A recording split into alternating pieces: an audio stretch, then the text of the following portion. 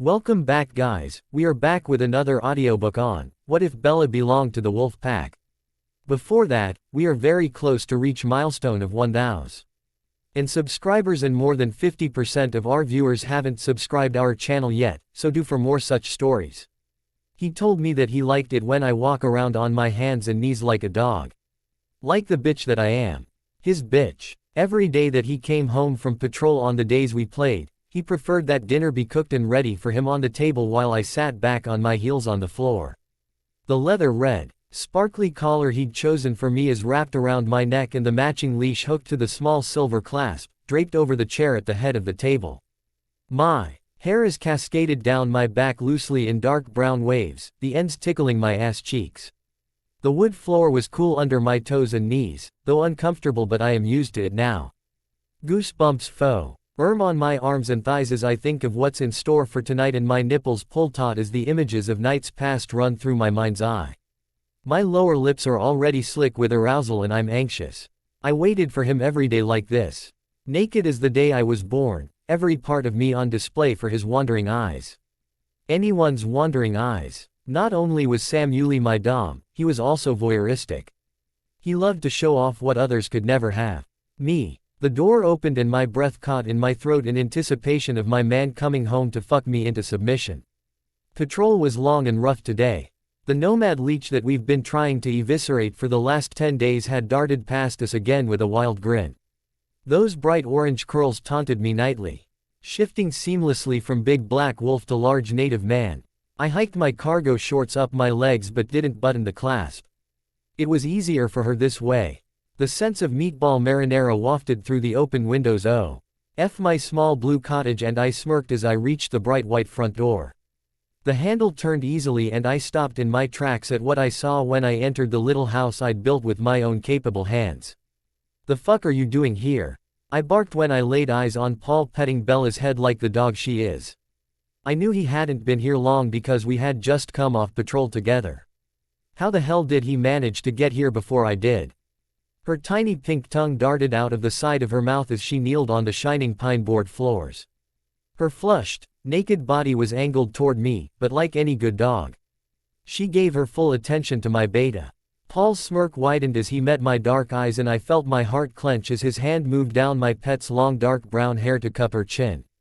Lifting her face toward him, Paul kept his eyes on mine as he leaned down. Bella lapped at her lips and panted eagerly, awaiting the kiss that another man was about to give her. Normally, I'd be all for this display, but I wasn't in the mood to share.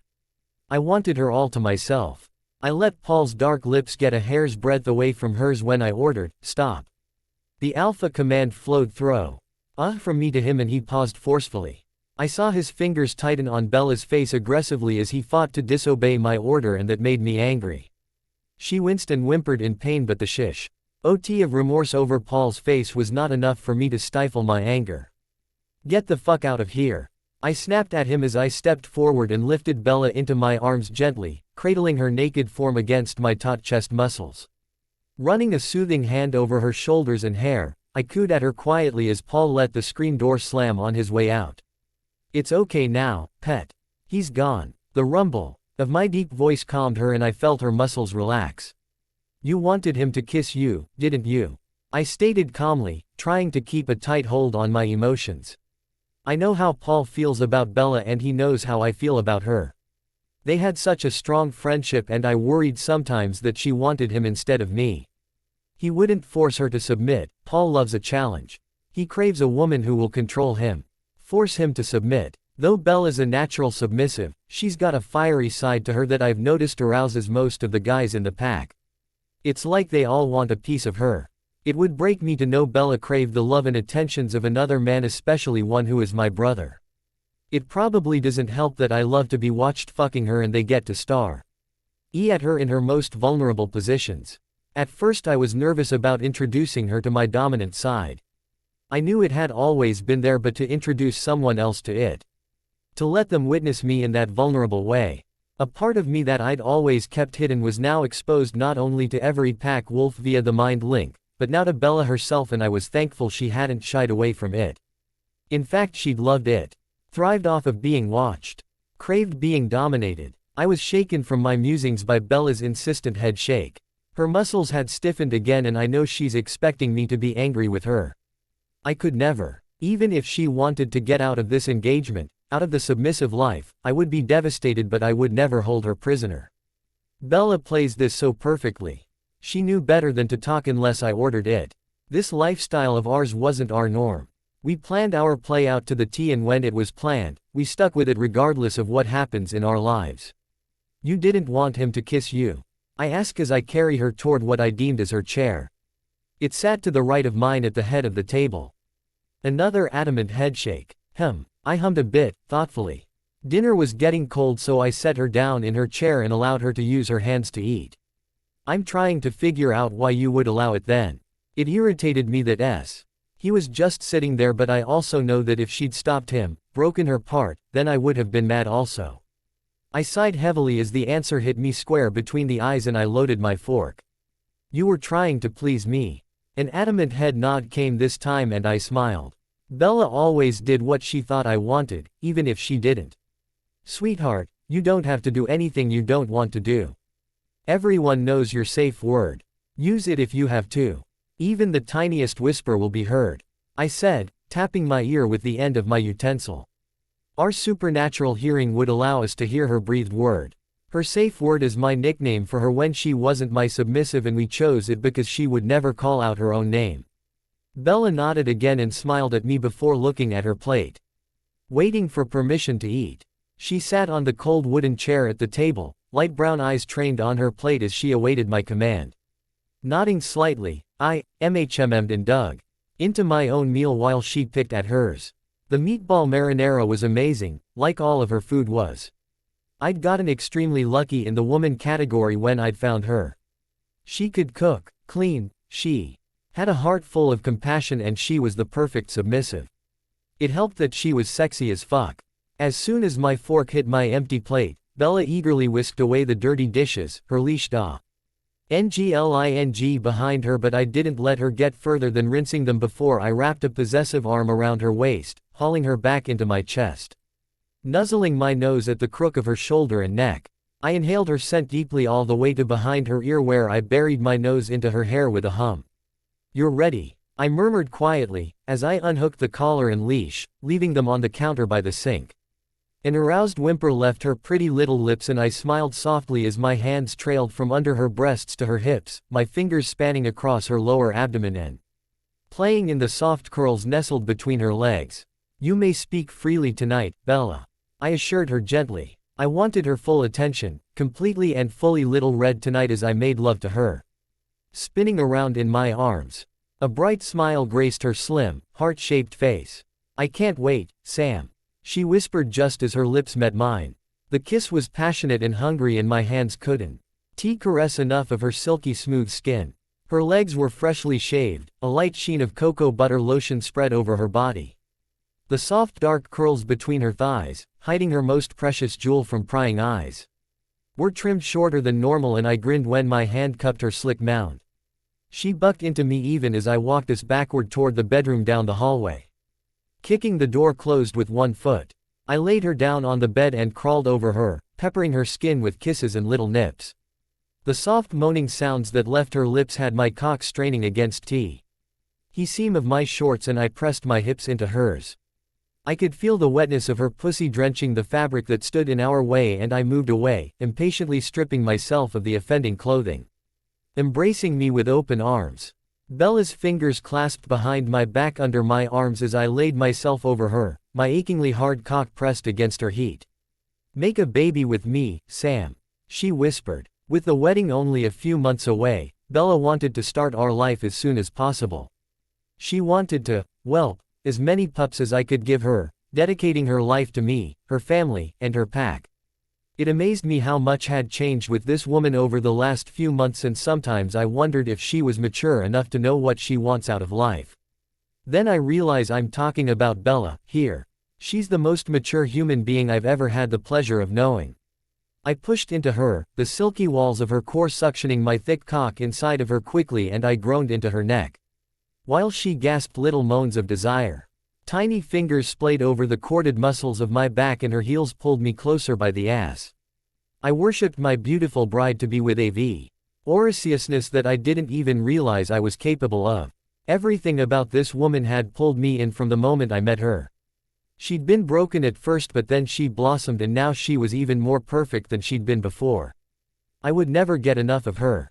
She lapped at my skin eagerly as I kissed her and sucked on whatever part of her pale, silky skin I could reach. My large hands upped her plump ass cheeks as I pulled her into me roughly, grunting with each forceful thrust. "Oh, Sam," she panted again and again. As the fire in my belly ignited, I groaned loudly with the swelling of my cock, chanting her name like she was a gift from the gods as I emptied my seed inside her. She followed me right after as I continued to thrust into her, and she threw her head back into the pillows as she keened my name loudly. Wrapping her up in my arms, I pulled her closely to me and turned us on our sides so that we were face to face. Pressing a kiss to her sweaty forehead, I smiled when she hummed happily. "Do you think it worked?" she asked, sleepily. I nodded lazily before grunting in disapproval at the sound of her fatigued voice. I lifted her chin and narrowed my eyes at my beautiful girl. "You're not sleeping yet," I warned her, smiling when her eyes widened. Usually I gave her a break after one round with me because the girth of my cock was almost too much for her tiny pussy to handle. I didn't have much by way of length, roughly 6 inches, but Bella claimed to love it, stating it was the perfect thickness and length to rub tantalizingly against her G-spot. Tonight, though, I was confident that our first try was the right try and she would find herself pregnant within a week or two, and I wanted to celebrate immediately. The thought of fucking my little red into submission again had my dick stirring, and immediately had Bella lowering her eyes from her stare down with me. "That's right," I stated roughly, pleased that she was back to being my pet. "We aren't finished yet." She peeked at me from under her thick lashes, and I knew that meant she had a question. "What's your question?" I asked with a short nod of my head, causing some of the long fringe on top to rake across my forehead. In a timid, quiet voice that aroused me further, she asked, "May I tell you I love you first?" Her slim fingers pushed the black strands away from my face. My smile nearly split my cheeks. "You don't ever have to ask first before telling me that, my pet." My fingers carded through her sweat-slicked hair, pushing it away from her face as I pressed a quick kiss to her nose. "I love you, Red," I whispered. "I love you too, Sam." The moment the words were out of my mouth, Sam's demeanor changed from exuberant to indifferent.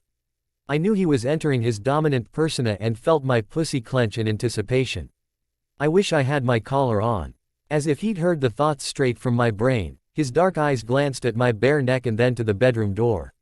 I ducked my head and stared at the sheets like a good girl while he left the room quickly.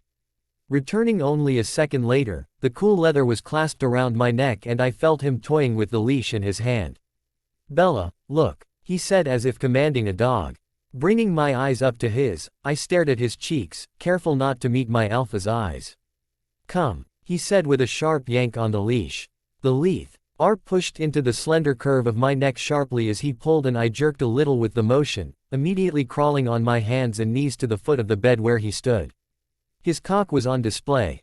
A bead of pre-cum settled at the slit of his shaft and I stared at it eagerly, licking my lips and letting my tongue dart out of my mouth. It had taken me a long time to realize that even if I looked like a fool, my man loved how I reacted to him. I could only assume it had to do with appeasing the wolf inside him, and that helped my self-consciousness a lot. If only I phased like he did. Then he could fuck me like the animals we were. Who knew bestiality turned me on? The pulse in his cock proved my thoughts right as it jerked in the air, waiting, begging for me to wrap my lips around it. Sam wasn't lead by his cock though. No, he was lead by his brain, and he didn't let himself become satisfied until I was. Jerking the leash again, he dropped it to the floor and I tilted my head at it curiously before looking up at him questioningly. He gestured for me to spin around and I complied eagerly, my eyes lit with anticipation. I bounced as I spun around, causing my small tits to shake as well. I got down on my forearms, already knowing what he wanted, and stuck my ass into the air. His warm, soft hand caressed the curve of my backside seconds before a sharp smack was delivered. I cried out shortly before it turned into a moan and my eyes slipped closed. "You can watch but you better not touch," I heard Sam say, his voice husky. I knew he wasn't talking to me, so I kept my eyes closed. My lips parted in ecstasy as he smacked my ass again. Whoever had decided to join us tonight was being quiet, so I knew it wasn't Quill or Jake. My guess would be Seth or Embry, as they hadn't come by in a while, and I knew it wasn't Paul. He would be in deep shit for what he pulled earlier today. One thing I loved about our relationship was no matter what happened behind closed doors, Sam would always and forever be possessive and jealous. He would never let anyone hurt or harm me in any way, even his pack brothers. No one was allowed to take advantage of our situation in that. Paul even dared to attempt to kiss me in front of Sam, something he would never try behind his alpha's back, knowing we weren't playing at the moment. Said something about how Paul was trying to push Sam's buttons for another reason. It had nothing to do with me at all, and it pissed me off that he would use me in that way. Paul and I had become best friends after Edward left me. He'd been the one to pick me up and mend the hole in my chest while Jake was busy being ordered not to speak to me. He'd turned wolf and had begged Paul to look out for me, something Paul did reluctantly, with anger and hatred. Once he'd gotten to know me a little, he deemed us besties and we'd been inseparable. For him to pull that stunt today, knowing I was in sub mode waiting for Sam and that I was forbidden to do anything to stop it, was almost unforgivable. Only almost, because he didn't actually kiss me, and I'm holding enough stock in our friendship to think he wouldn't have actually gone through with it because of our friendship. He's still in deep shit, both with Sam and with me. Another sharp smack brought my full attention back to the matter at hand. I whimpered in pain even as a creamy trail of arousal dripped down my inner thigh. I felt the tip of his cock press between my ass cheeks, and though anal wasn't my favorite thing to do with the thickness of him, I eagerly wiggled my rear end at him. He hummed in approval and pushed his cock further down so it rubbed seductively along my swollen pussy lips. I clenched my teeth and cut off my breathing, waiting for him to slam into me, but when he pulled away, my eyes popped open and I gasped for breath. I wanted so badly to look behind me, but I knew if I deviated, I would be punished.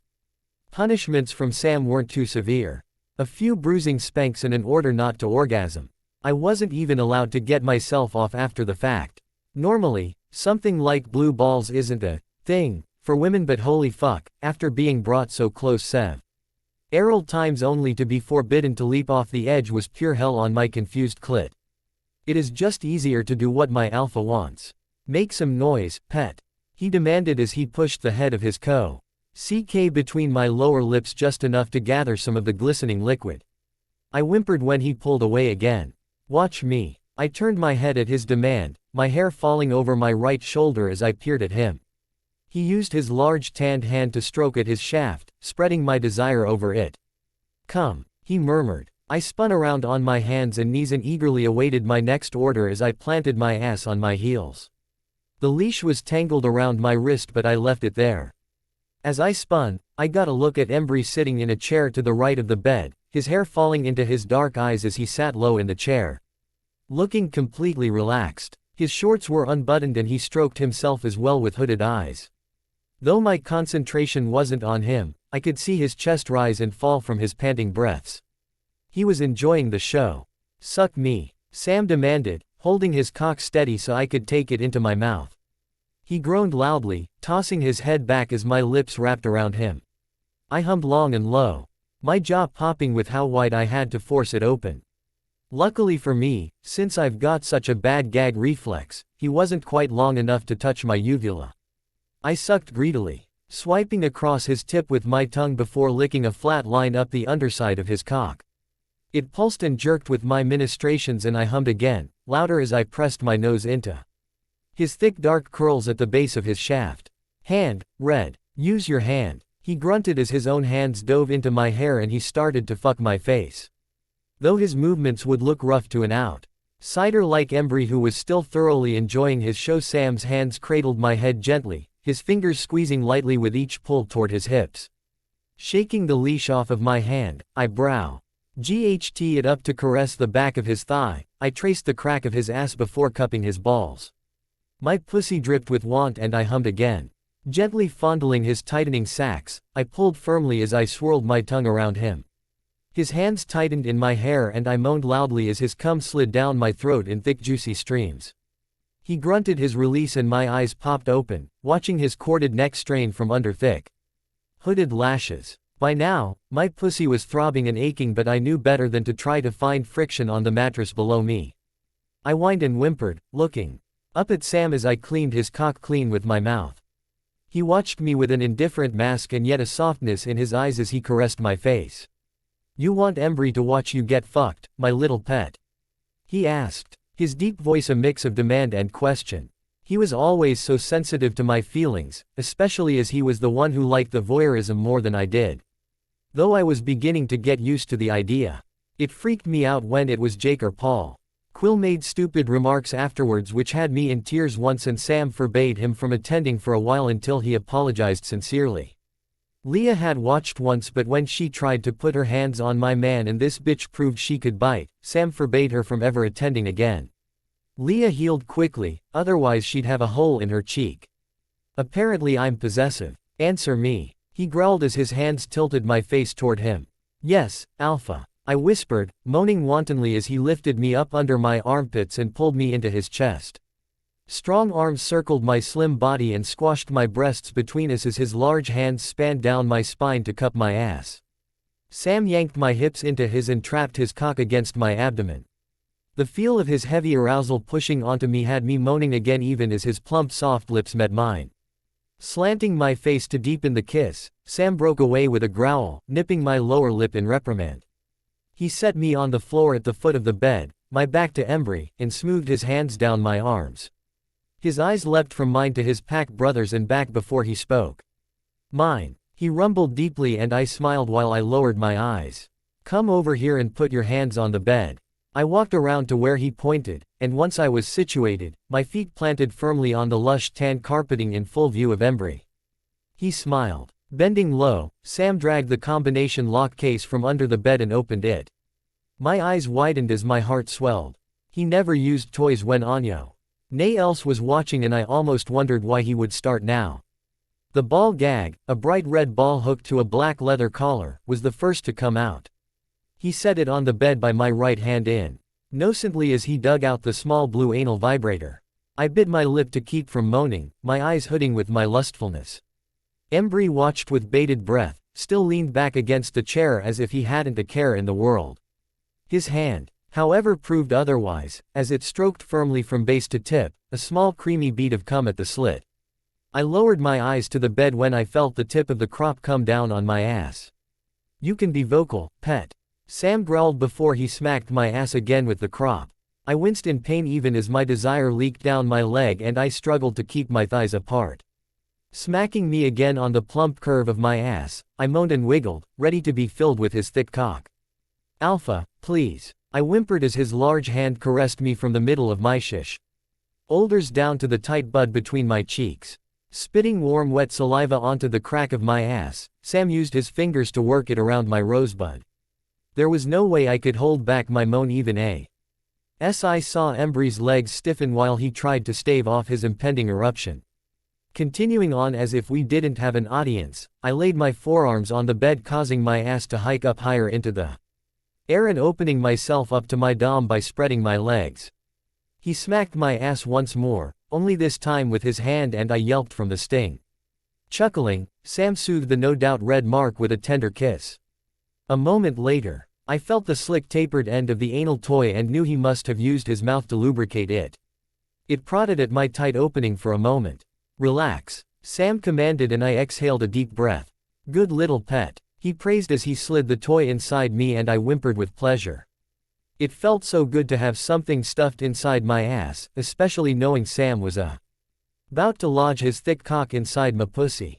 "It's the best kind of full a girl could ask for," I moaned as his large fingers stroked my swollen pussy lips and then dipped into my soaked core.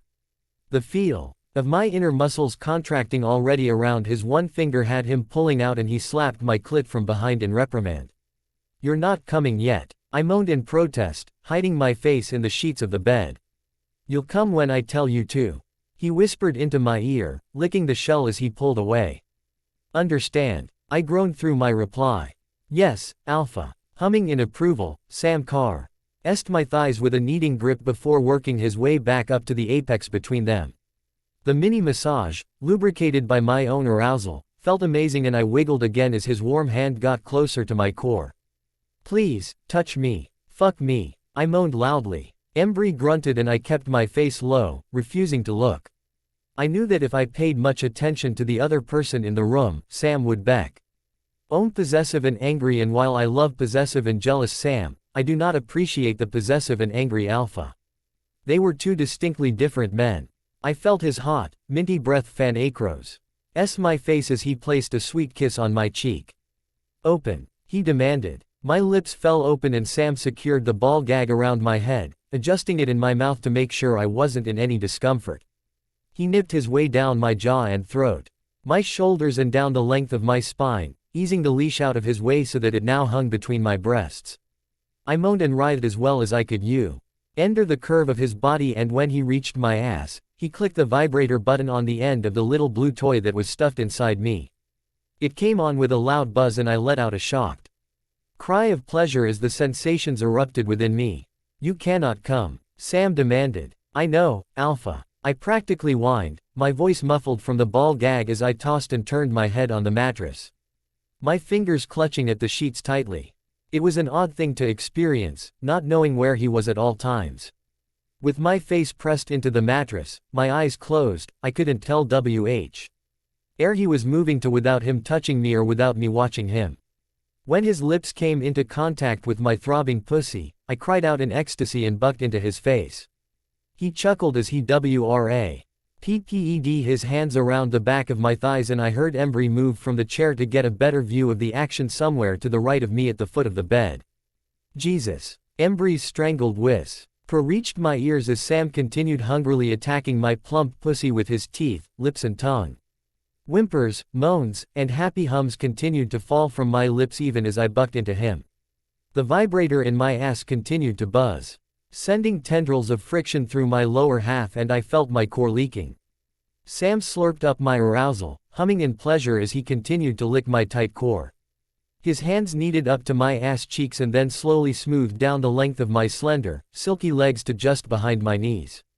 Exerting just a small amount of pleasure, he pushed on the back of my knees and sent me falling into his lap. I wrapped my arms around his neck with a loud yet muffled moan as his hard cock pressed against the sensitive lips of my pussy. It was torture on me, knowing I couldn't get off yet but needing so much more friction. I pushed on the ball gag with my tongue uselessly and buried my face into Sam's throat, nuzzling his strained skin with my nose. Humming in ple. As his hands caressed and pulled at my body, I bucked in his lap. A cry left my lips when the head of his cock pushed against my overly sensitive clit and Sam chuckled. Humping me like the dog you are. He tugged on the leash, constricting the collar a bit around my neck as his liquid chocolate voice surrounded me, pouring over my heated and frayed nerves. It felt as if I was on fire, the flame from my lower belly expanding to lick at my fingers and toes, which I curled in response with vigor. One large fist wound its way into my hair and he yanked my head back, exposing the length of my throat to his greedy lips. Biting and sucking, I could feel the marks he was leaving on me in full view of Embry, who was now panting and straining. I continued to buck and writhe, wishing Sam would plunge his thick cock into my tight, throbbing pussy. My fingers dug into the hard flesh of his shoulders and biceps as I tried to keep a hold of some solidity. Like a live wire, bouncing around on my man's lap, and every move I made pressed the vibrating toy more firmly into my tight rosebud. Oh God, Alpha. Please, let me come. I need to feel you. I want to feel you. I moaned loudly, voice muffled by the gag. His grip still holding my hair while his lips suctioned to the side of my neck where it met my shoulder. A long throaty moan left my lips as his other hand moved between us to circle my clit. Juices flowed between us, coating his lower abdomen and dripping down onto the base of his shaft. I want to lick it up. I want to coat my tongue in our sweat-combined nectars like a cat licking up cream. I want to suck on his balls and press a finger into his own tight bud, feeling for the firm button inside him that will have his ejaculate literally shooting out of him and into me. As if he could read my mind. Sometimes I thought he really could. Sam grabbed one of my hands and pulled it between us. I wasted no time in wrapping my finger and thumb around the base of his pulsing shaft. The velvety, hot skin felt amazing under my sensitive fingertips, and I circled him hard, gripping and pushing into him, causing the loose skin to tighten over him. Beads of pre-cum leaked out, dripping G down his length and I used my thumb to lubricate my workspace. Stroking him with my fist, I pressed harder and he grunted into my neck as his own fist tightened in my hair. I groaned as a tingling pleasure of pain and arousal wound its way through me. I wasn't able to reach around and underneath him to reach his puckered hole, but that was okay with me because the way he was moving under me, causing so many fiery sensations. I couldn't focus too long. Look at him, Sam demanded, and my eyes popped up from where I'd been watching my ministrations on his cock to turn my head and look at Embry. Hooded dark eyes stared into mine as his large hand gripped his cock in a punishing fist. His thigh muscles were strained, showing the tendons and ligaments underneath the taut skin. A large bush of coarse-looking curls adorned his groin area, hiding his no doubt tightening balls from my view, but I couldn't escape from the creamy drips of pre-cum that almost seemed to flow down his pulsing dick. His cock looked just as velvety as Sam's, though he was longer and thinner, but I doubted I would be able to get my fingers around him either. He sat on the carpeting, his back against the cool, paint Ed drywall with his legs spread out before him. His toes were stiff and his ankles twitched each time he made an upward stroke. Thick, strong fingers grasped at my chin and turned me to him. Pressing a hot, wet kiss to the corner of my mouth, just above the strap of the ball gag, Sam dragged his lips to my ear.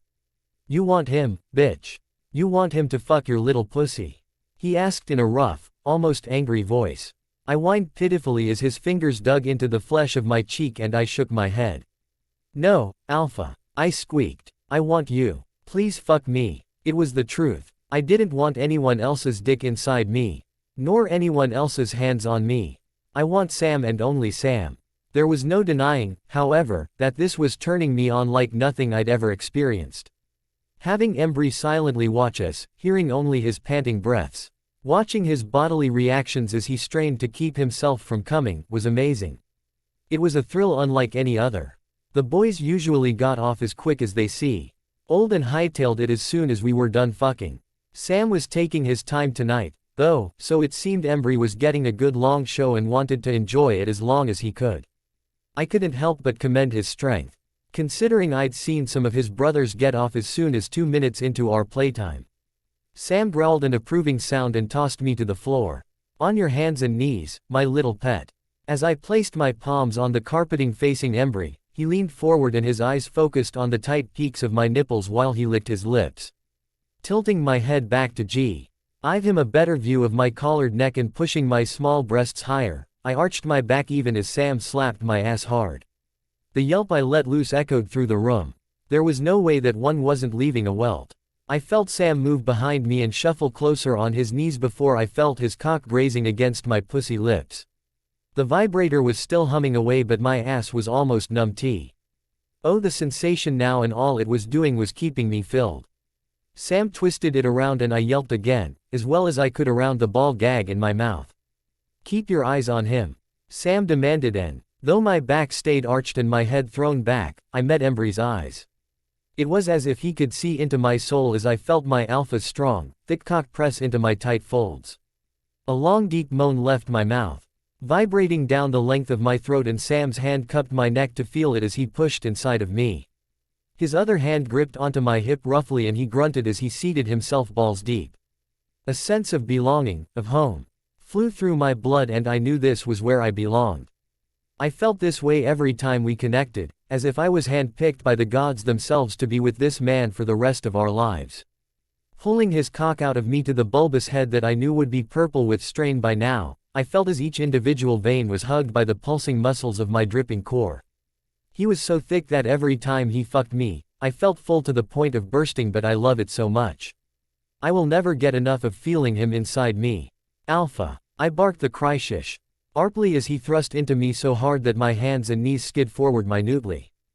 Pulling out ever so slowly again, he thrust in just as hard and I felt him pressing roughly against my G-spot. The shore of my own orgasm was almost too much to bear, but I didn't want to have to suffer a punishment from my dom if I came without permission. "That's right, you," he said tightly as he thrust into me, using his quick, hard thrusts to punctuate each word. "Will not come." Each invasion had me crying out as my body threatened to tip over the edge without my permission. My fingers dug into the carp, even as I kept my heavily hooded eyes on Embry. His form blurred with every shove Sam pressed into my pussy, but I kept contact like I'd been ordered. You like that, don't you, bitch? You like it when your alpha fucks you like a dog. You like being watched, knowing you don't have any privacy. The words he used were vulgar, but it had the coil in my belly constricting and pulsing. Moans and cries left my lips with each thrust as his fingers dug into my hip and neck. My airway was tightening, but I kept on panting, moaning and letting Sam use me how he wanted. Arousal dripped out of me around his shaft and puddled on the floor underneath us with each press into my G-spot. I knew once he let me release and pulled out of me, I would gush all over the floor and my thighs. He loved building me up to the point of such a heavy release, telling me how he enjoyed the noises that spilled from my sexy lips. Yes, Alpha, I finally cried. Fuck me. Oh, God, please let me come. Each word was so mew. Led it probably sounded more like gibberish, but I had to beg. I needed to get off. The coil was burning white hot, and with each bruising grip of his fingertips and each pounding thrust of his hips against mine, the closer I got to coming. Thankfully nothing was touching my clit or it would be all over with. My anus was so numb now that I could barely tell that the vibrator was still on, and each thrust into me pushed it more firmly. Each grunting pant Sam released, each straining breath Embry took in front of me as I watched him squeeze his cock, each thrust that bounced my breasts pushed me closer to the edge, and I needed to apologize. I'm sorry. I'm gonna come, saw Alpha. My confession was loud, muffled and breathless as he released my neck, grasping onto the leash as he caressed down my side and pressed both hands into my hips, one hand still grasping the leash to keep my head pulled back, bringing me back into him rougher than before. Yes, he growled. Come all over my cock. Let's show Embry what he's missing. With that growled statement, Sam grasped my shoulder and hauled me up against his chest, displaying my abused, swollen pussy and my sensitive pebbled breasts much easier for his brother's view. His cock never stopped pistoning out of me, and the change of position had the head of him jabbing into my G-spot hard. Cum spilled out of me with each withdrawal of his thrusts, and the keening noises that left my mouth were loud, sharp. Embry's back pressed into the wall and he grunted a humming sound as his hips bucked into his hand. I kept my eyes on him still as I was ordered to do, and let my head loll onto Sam's shoulder, my hair a matted mess against my neck. Alpha, oh. I moaned as Sam's hand traversed the expanse of my torso, pinching one nipple hard, before continuing its quest toward its destination. When his fingers stopped and I could feel the heat of him hovering over my clit, it almost seemed to pulse in anticipation. I want you to come all over my cock, bitch. Sam breathed into my ear before biting the lobe and then soothing the sting with his tongue. Yes, I cried. And then the most beautiful thing happened. Sam's fingers pressed into my clit, slick with my glistening juices, and with another thrust, pulled out so quickly that I almost sobbed my screaming moan.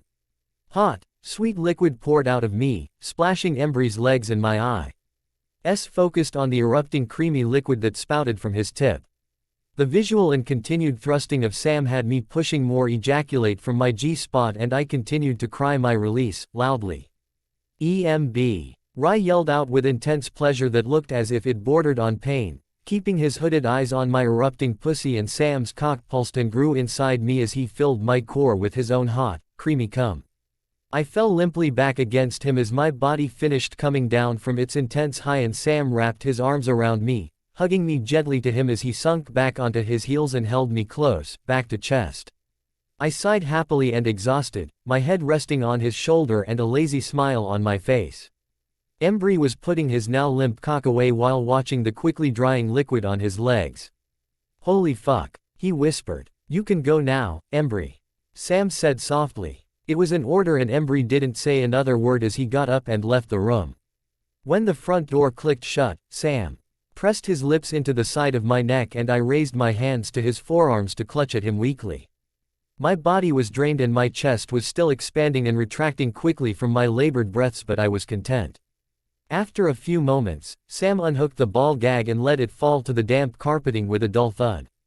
He then unclasped the collar and leash before letting his fingertips softly trace down my skin. Raising goosebumps in his wake, he switched off the vibrator and it eased out of me on its own, also falling to the floor with a thud. The sensation had another small gush leaving my pussy and I grunted quietly. feeling the contractions inside of me pulsing, demanding to be abused again. Shower or bed? He whispered in my ear as we continued sitting on the floor with me wrapped in his arms on his lap. Bed, I mumbled as my eyes fluttered closed. I don't remember anything else after that. You really don't have to do this, Red. Sam said, smoothing his hand down my ponytail as he passed me. I'm sitting at the table in the kitchen, sipping some coffee while reading the news on my phone. I'd told him I was going to confront Paul about the awkward position he put me in. And Sam wasn't exactly pleased about it. I do, though. He can't be using me to get to you. You handle the pack part, I'll handle the best friend part. Okay, I said while keeping my eyes on my phone. I'm currently following the news in Seattle where my father has been for the last week and a half. Someone was killing people off but there were no bodies. Blood could be found in the streets, flowing towards sewage grates like rivers but no bodies had been discovered and the police were worried about a serial killer. So far, almost 30 people had gone missing, ranging from their late teens to early 40s in age. Chief Charlie Swan had been called in along with one of his deputies to see if an outside source could catch any clues, though to me that made no sense. I worried about him constantly and hoped that he would be okay. I will handle the pack part, Sam said with a chuckle as he filled his coffee mug and sat across from me again at the table. I just don't want you pushing his buttons and you end up getting hurt. His face was etched with concern. Baby. I placed my hand over his across the short expanse of the wooden tabletop. Paul would never hurt me. You never thought he would use you either. Sam pointed out with a stern brow. I rolled my eyes and took another sip of coffee and then wet my lips. I still don't know if I believe he did that on purpose. Or if he did, I don't think he planned on executing the kiss. It was Sam's turn to roll his eyes. Don't be naive, Red. He knew exactly what he was doing, that he would get to me, get under my skin, and he used you to do it. That's not right. He pulled his hand away from mine and I know hurt flashed across my face before I used both hands to cup my mug. Sam, listen to yourself. He knew exactly what he was doing. Of course he did. He also knew you would flip your shit if he even tried. Which you did. He was working me up, doubting Paul. Sure, I'm pissed off at him for what he did, but he's still my best friend. And when his lips would have touched yours. Then what? He demanded more than asked and I could see alpha slipping through. I shook my head and stood. No, you're not going dom on me right now, Sam. I've got shit to do and you've gotta go to work. Turning my back to him, I rinsed my cup and placed it on the dish drain while I continued speaking. He wouldn't have made contact, and if he did I would have. I gasped as Sam spun me around and grabbed my upper arms with almost bruising force. Sam. My heart was in my throat, though I knew he would never do anything to hurt me. Show me. He growled and I couldn't help that my pussy responded to the timbre of his voice. The deep rumble vibrated through his chest and my eyes hooded as my panties flooded. Shish, show you what? I stuttered in a whisper. Leaning down so he was closer to my tiny height, Sam looked angry. His hands felt angry around my arms, but I was reduced to a panting mess of a girl in his grip. Show me how you LD have handled Paul if he'd fucking kissed you. He growled menacingly. I could see the jealousy in his eyes. I hated that he was jealous of Paul's and my friendship.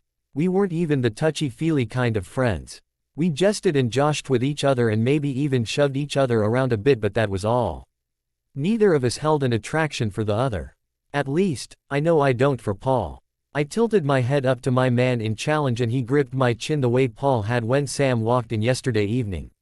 His fingers were even in the exact spot I could remember Paul's being, and he pulled my face closer to his as he slowly brought his lips closer to mine. I had to keep in mind that he was pretending to be Paul right now and not my musky, woodsy-smelling Sam. Not the gentle lover and kinky dom. I was not Paul's. Not his submissive, not his girlfriend, not his fiancé. I was his friend and that was it. Sam's scent clouded my judgment and my lips parted as my eyes hooded before I shook myself out of my haze. My Sam-filled haze. Just before his lips could settle on mine, I bared my blunt teeth and as Sam tried to connect our mouths, I bit down roughly on his bottom lip. Sam jerked back with a pained noise and let go of my arms quickly. One hand went to his mouth to cover what I knew was bloody because I could taste the copper on my tongue, and the other hand held up a finger in my direction. Pausing my steps toward him. I wanted to apologize for doing that, but he'd asked what I would have done if Paul had actually kissed me. I would have bitten him. No one kisses me without my permission. No one kisses me except for Sam. Once Sam's pained expression melted, I knew his quick healing had come into play and he wiped his hand over his mouth. I grabbed a warm washcloth and handed it to him so he could clean up the blood and took a sip of coffee to kill the taste of metal in my mouth. He nodded in thanks as he took the proffered rag and then tossed it into the sink. A few feet away before wrapping me up in a bear hug. Good girl, he chuckled. I gazed up at him, amused. You should never doubt me, Samuel Levi Yulee. I'm yours and you're mine. Leaning down to peck my lips with a soft, hot kiss. He smiled. I know. He murmured against my lips before kissing my nose then my forehead. I love you. Love you too. Now get going before you're late. I'll bring your lunch at 11:30 after I speak to Paul and then I'm off to work. No play tonight, right? I double-checked. We usually didn't schedule them 2 nights in a row and if we did, there wasn't a voyeur the second night. Sometimes it was nice to have it just be us and our kinks. As he grabbed up his cooler that was full with ice packs and drinks, he spoke over his shoulder. Not tonight. Just us. Love you, Red. He finished with a slight raise to his voice as he darted out the door, letting the screen door slap against the frame. I showered and dressed in a pair of jeans and a versus necktie and threw my hair into a ponytail before grabbing my Big Bang Theory wallet and stuffing it in my pocket. The wallet had all the ways to do, rock, paper, scissors, lizard, Spock, on it and housed everything I would need for my outings. I hated carrying around a purse so this was easier.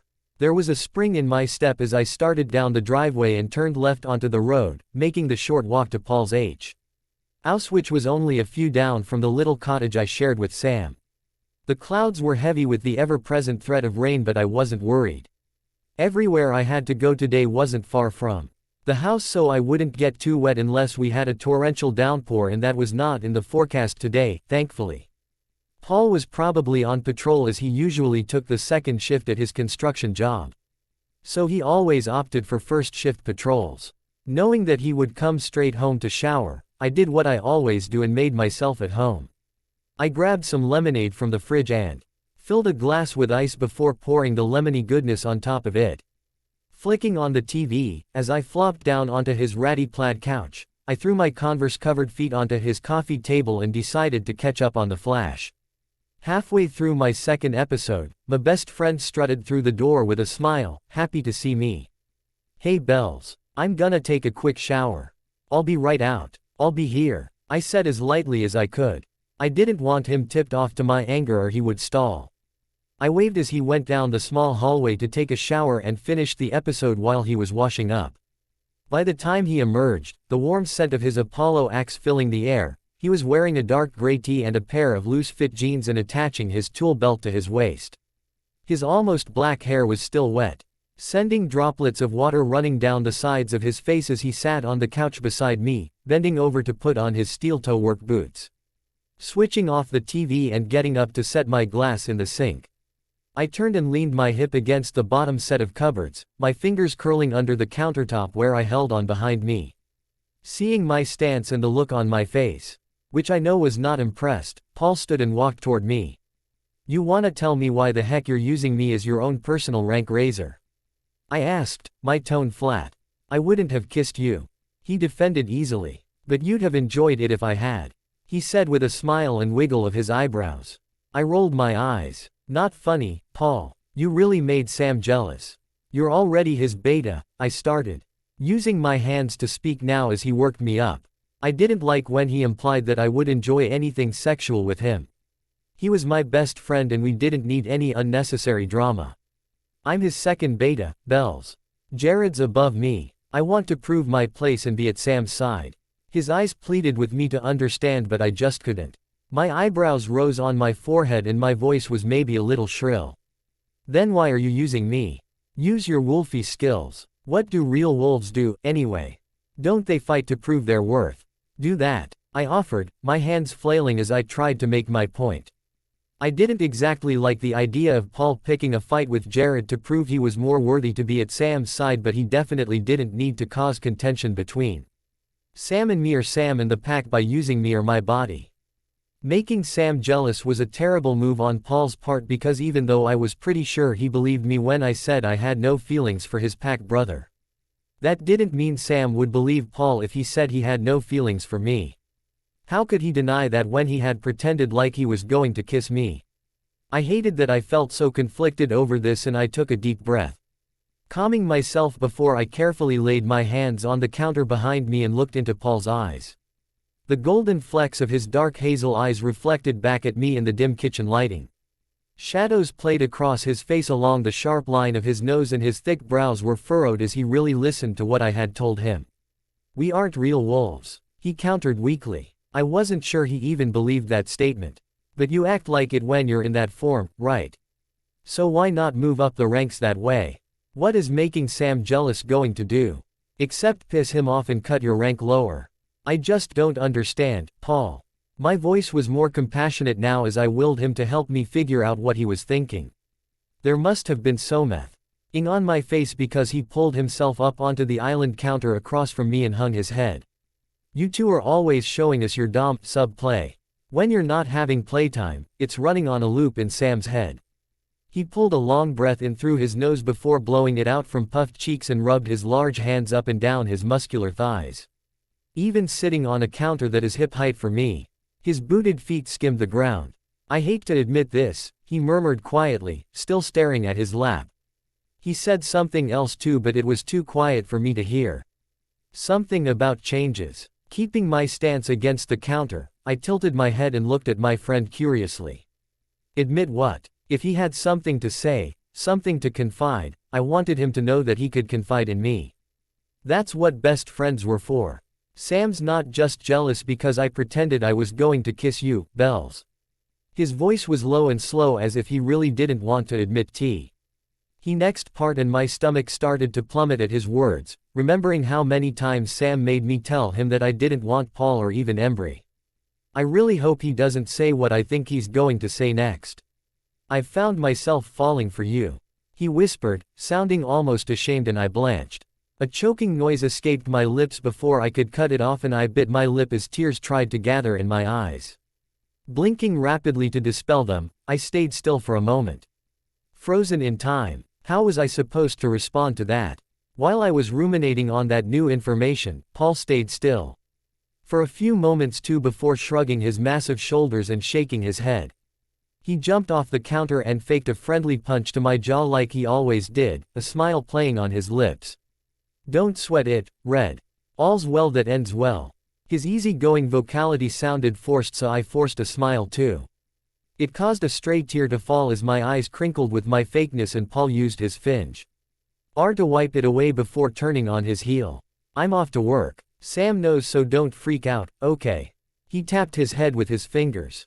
"Mind fucks all around." With that, Paul left his own house, the door wide open, with me still leaning against the counter like a mute idiot. Paul said he's falling in love with me.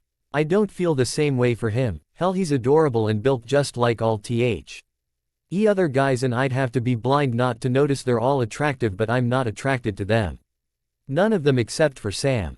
With my mind on autopilot, I washed the glass I'd used and put it away before crossing the kitchen to the front door and locking it as I left. Walking toward work, I grabbed a couple of sandwiches for Sam and headed to his latest work site. He's currently working on the community center, installing a new air conditioning unit. "Hey babe." I greeted him with a smile as he ambled toward me. Sweat dripped down his brow and he used the back of his forearm to wipe it away before leaning down to press a kiss to my lips.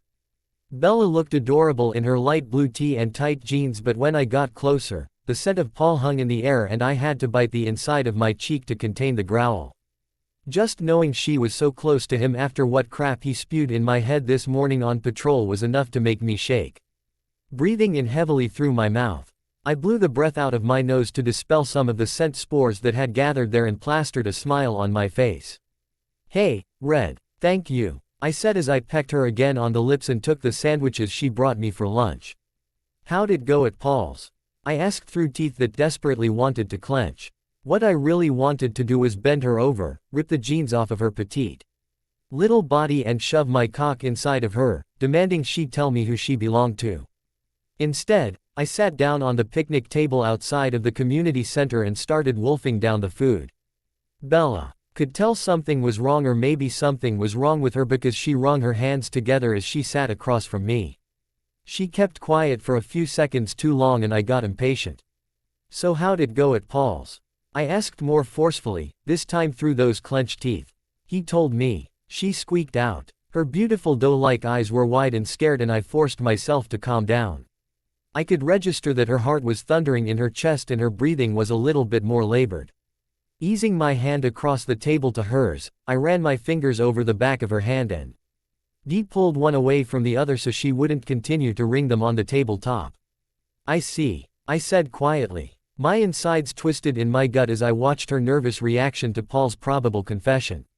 He had admitted to me that though he did want to move up in the ranks, he knew how to do it the right way.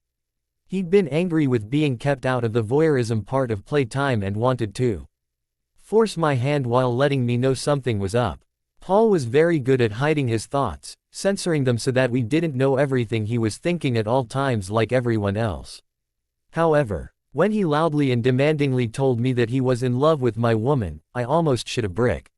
I had to hold myself back from tearing a hole into his neck. "She's mine," I growled at him through the mind link. "I never said I was going after her. I just want you to know where I stand. If she wants me, she'll come to me on her own." He'd pointed out before heading in the opposite direction to close my circle around the res. As much as I hated the words he'd spoken, none were truer. If Bella wanted Paul, her best friend as her lover, she could very well go to him and I would step back. I'll be damned if I don't fight for her.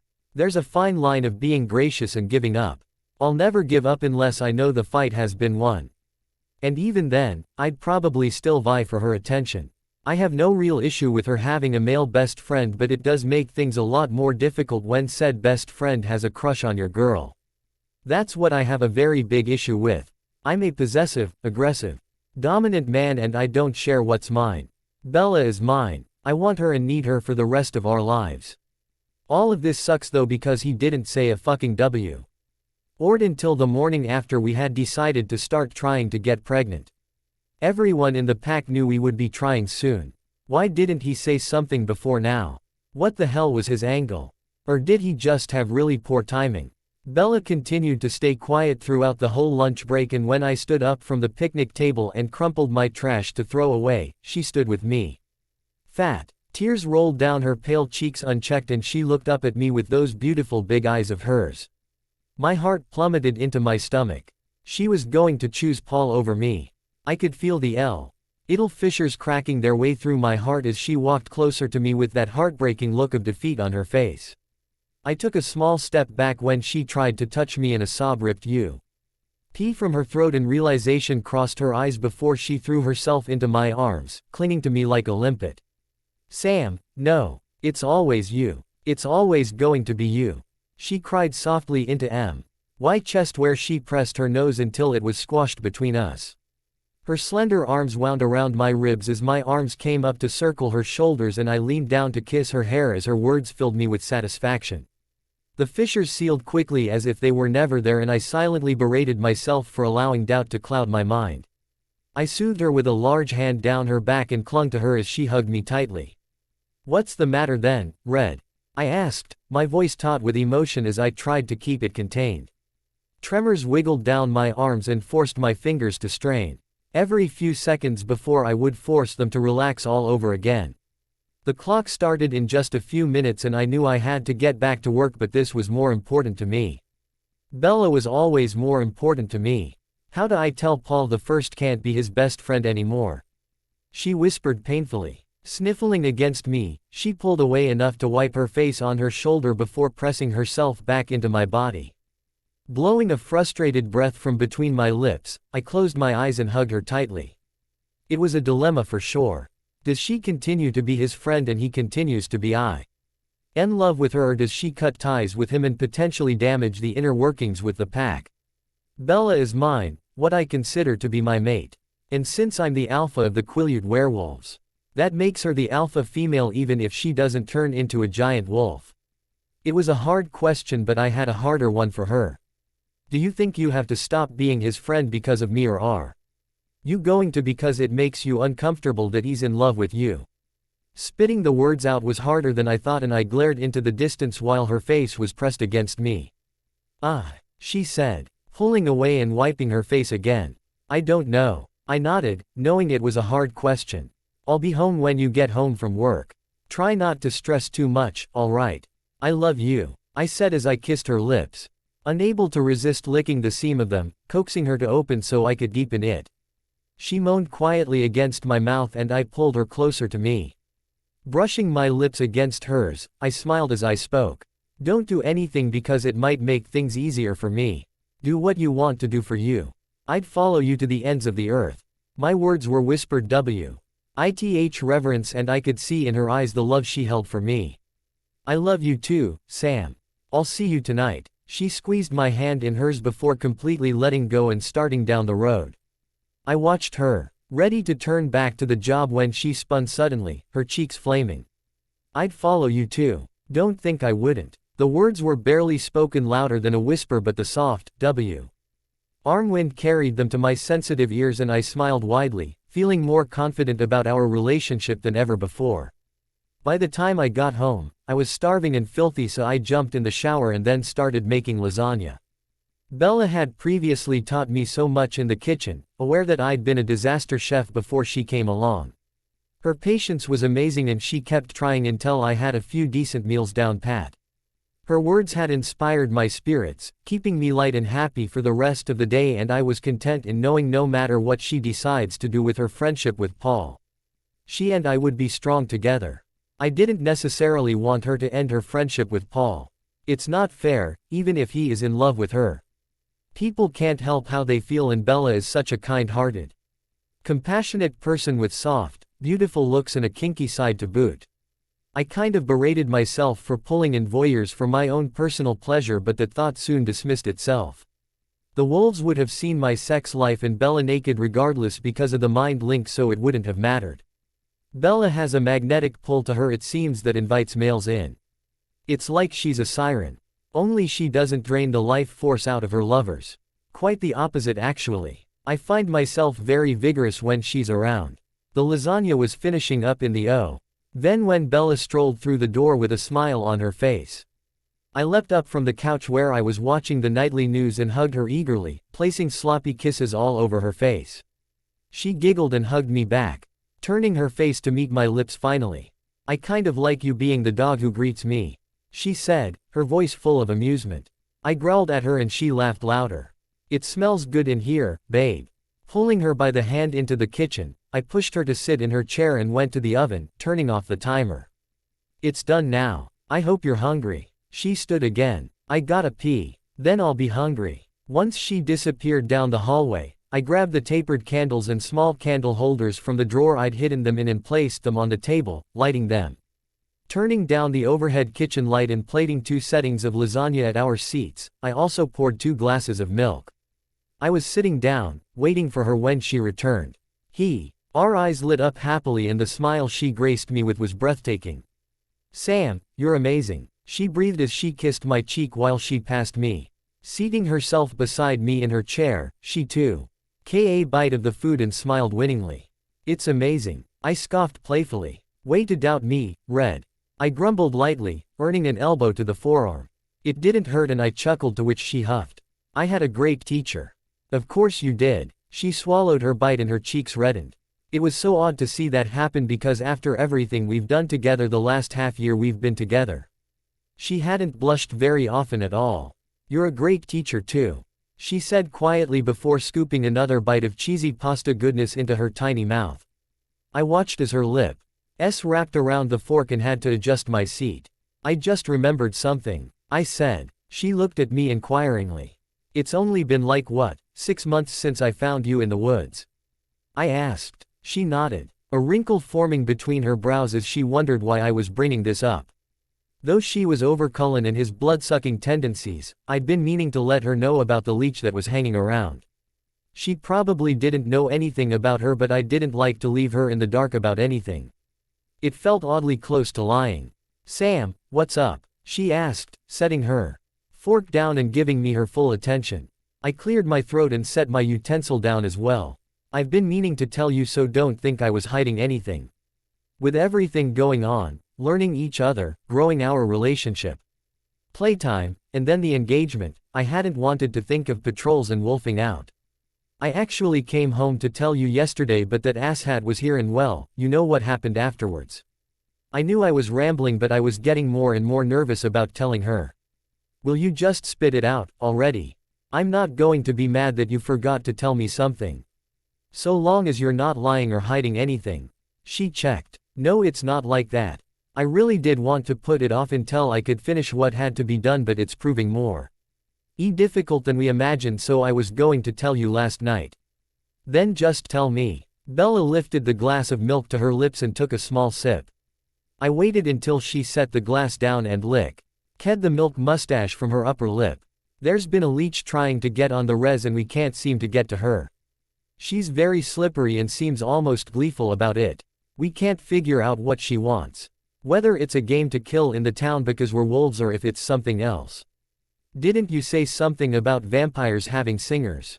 Seth thought that maybe there was a tribe Ember who was this leech's singer. I trailed off when I saw how shaky and pale Bella was and gave her my full attention. Hey.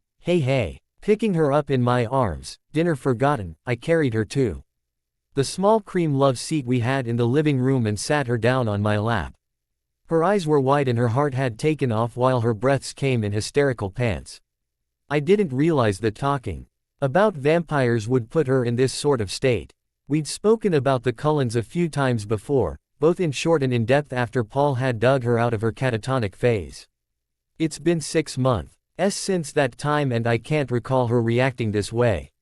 The next words out of her mouth stilled my breaths and I felt my heart stutter in my chest. Her voice was soft enough that even I had to strain to hear. Her name is Victoria. Last spring when I ran away. She didn't pause long because she'd already told me the story about why she'd run away. James had a mate. That's her. Fuck. So she's after you? I asked, already aware of the answer, but my body wasn't as prepared. When she nodded, I had to force my little red from my lap, practically dumping her on the love seat, and stood a good 5 feet away holding up a staying hand.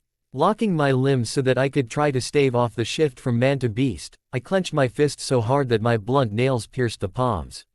My breathing was labored and the tremors of the phase worked their way up and down my torso and out to my limbs like an electric shock from a bolt of lightning. The heat rolled off me in waves and growls fell from my lips with each exhale. I felt more than saw Bella stand and walk around to the other side of the kitchen. That was good. She was further from me now. I knew if I unlocked my legs that I would pee. Hey, so I analyzed the dimensions of the living room with a keen eye. I knew them by heart, of course. The living room is 20 by 15.5 with an open concept into the kitchen, so with Belle completely out of harm's way and me knowing that I needed to angle my body toward the front door so that there was no furniture in my wolf's way, I let my big black spirit wolf free. The burning, breaking shift came smoothly with my anger and fear, leaving me on 4 giant paws and panting at the floor. It felt so good to be in such a large form, as it felt like the rage was dispersed a bit better and not so concentrated inside my head. What are you doing in your house, boss? Seth asked in my head. I saw through his eyes as he patrolled the northern border of the res while Quill patrolled the southwestern border. Their thoughts let me know that there weren't any new stinging sweet stench of the red-headed leech, and focusing on something other than what I'd just learned had me calming down slightly.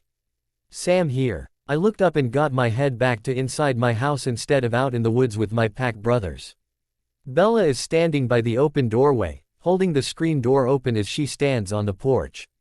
Her complexion is less ashen than it had been moments before, and I'm guessing the shock of watching me phase in the house was enough to bring her out of her rising hysteria. Choosing my steps carefully, so that my wolf claws didn't scuff or mark up the pristine pine boards on the floor that I'd so meticulously sanded and stained myself, I eased out of the house. Thankfully, the neighbors that I had were separated by dense forestry, so I didn't need to worry about getting caught squeezing my tall and wide frame out of the 36-inch doorway. As I passed by Bella, I almost purred at the sensation of her thin fingers raking through my fur. I heard her follow me off the porch and around the side of the house where the forest was thickest.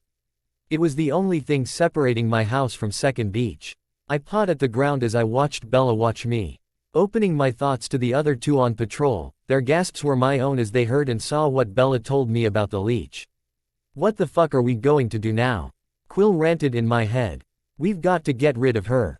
We can't lose Bella. Not just Bella but anyone. Everyone is in danger because she's after one of us.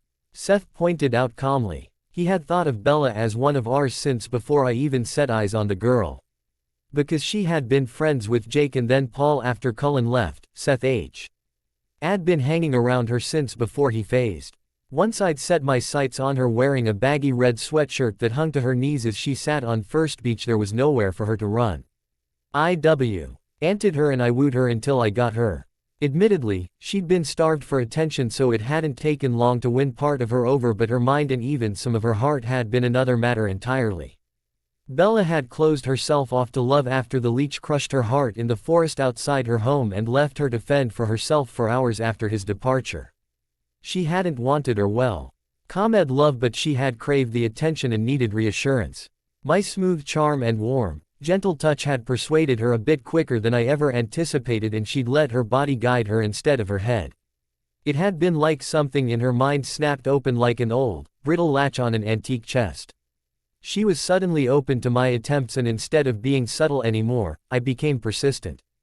Bella was my little red and I would never let her go willingly. Now that I was positive she didn't want Paul over me, I wouldn't have to fight my pack brother. I could keep her for as long as she'd let me have her. And maybe even longer than that. I was jerked out of my inner musings when two more of the pack phased in. Jake and Embry were switching Seth and Quill on patrol, and they seemed shocked to see me in wolf form outside my house. Once they were filled in on why, Jake lifted the alarm and moments later the rest of the pack phased in.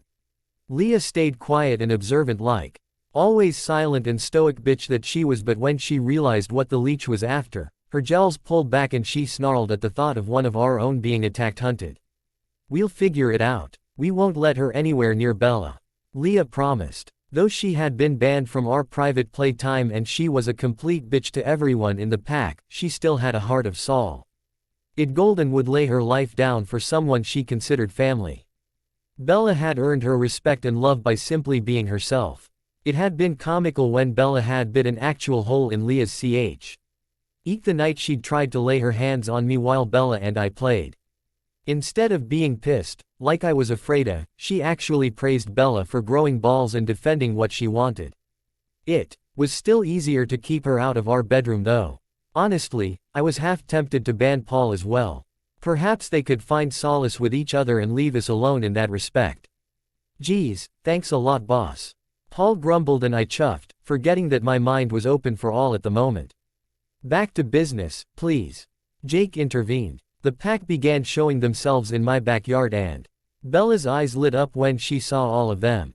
She ran forward and greeted each of them with a pat between the eyes and a loving caress before heading inside. I knew she was going to make some big casserole that would feed all of us. Phasing back to human now that I had my wits about me, I pulled on a spare set of cutoffs that I kept in a wicker ottoman on the back porch.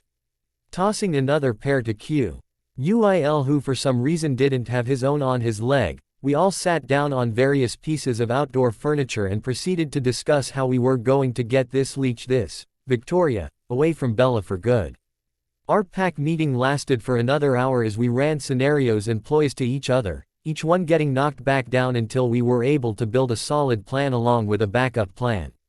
The smell of chop suey wafted through the back screen door and we all jumped up, eager to sink our teeth into the deliciousness that was always guaranteed by Bella.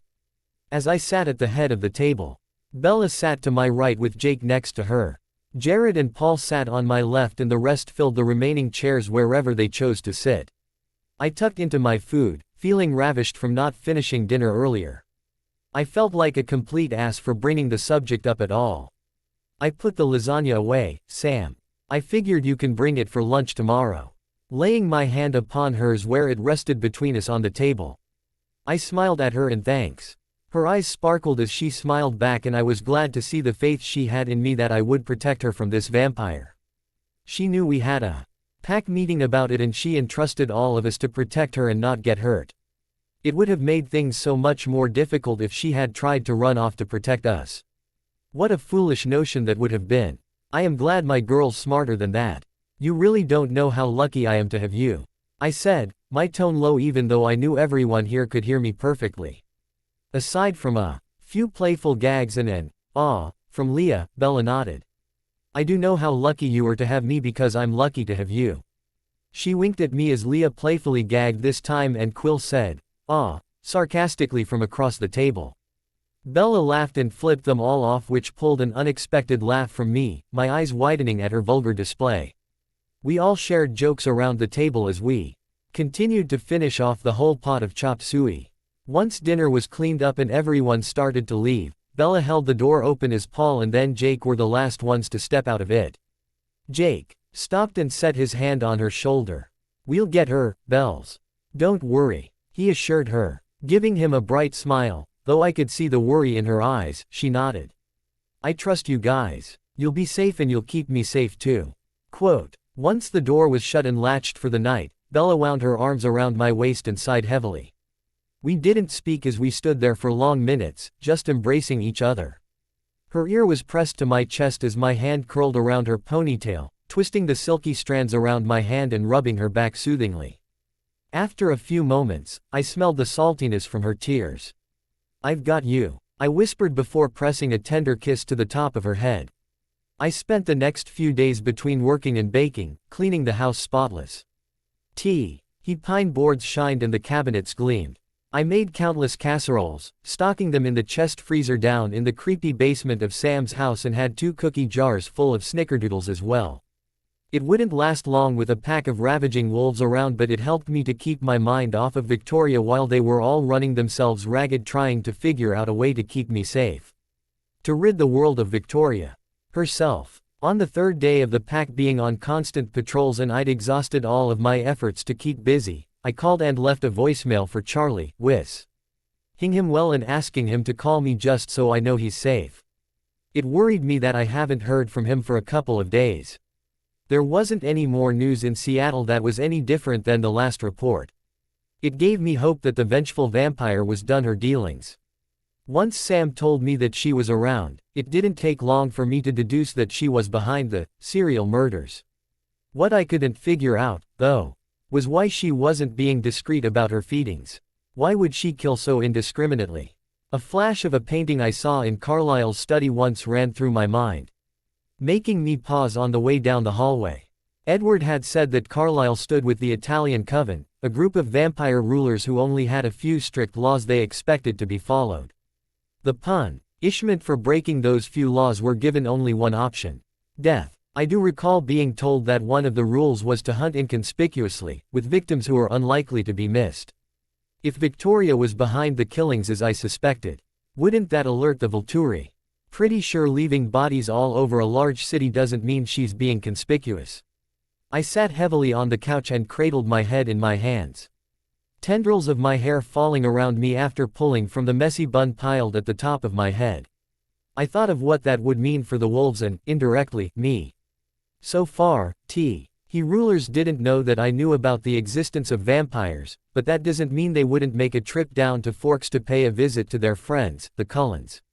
Sure, they would see that.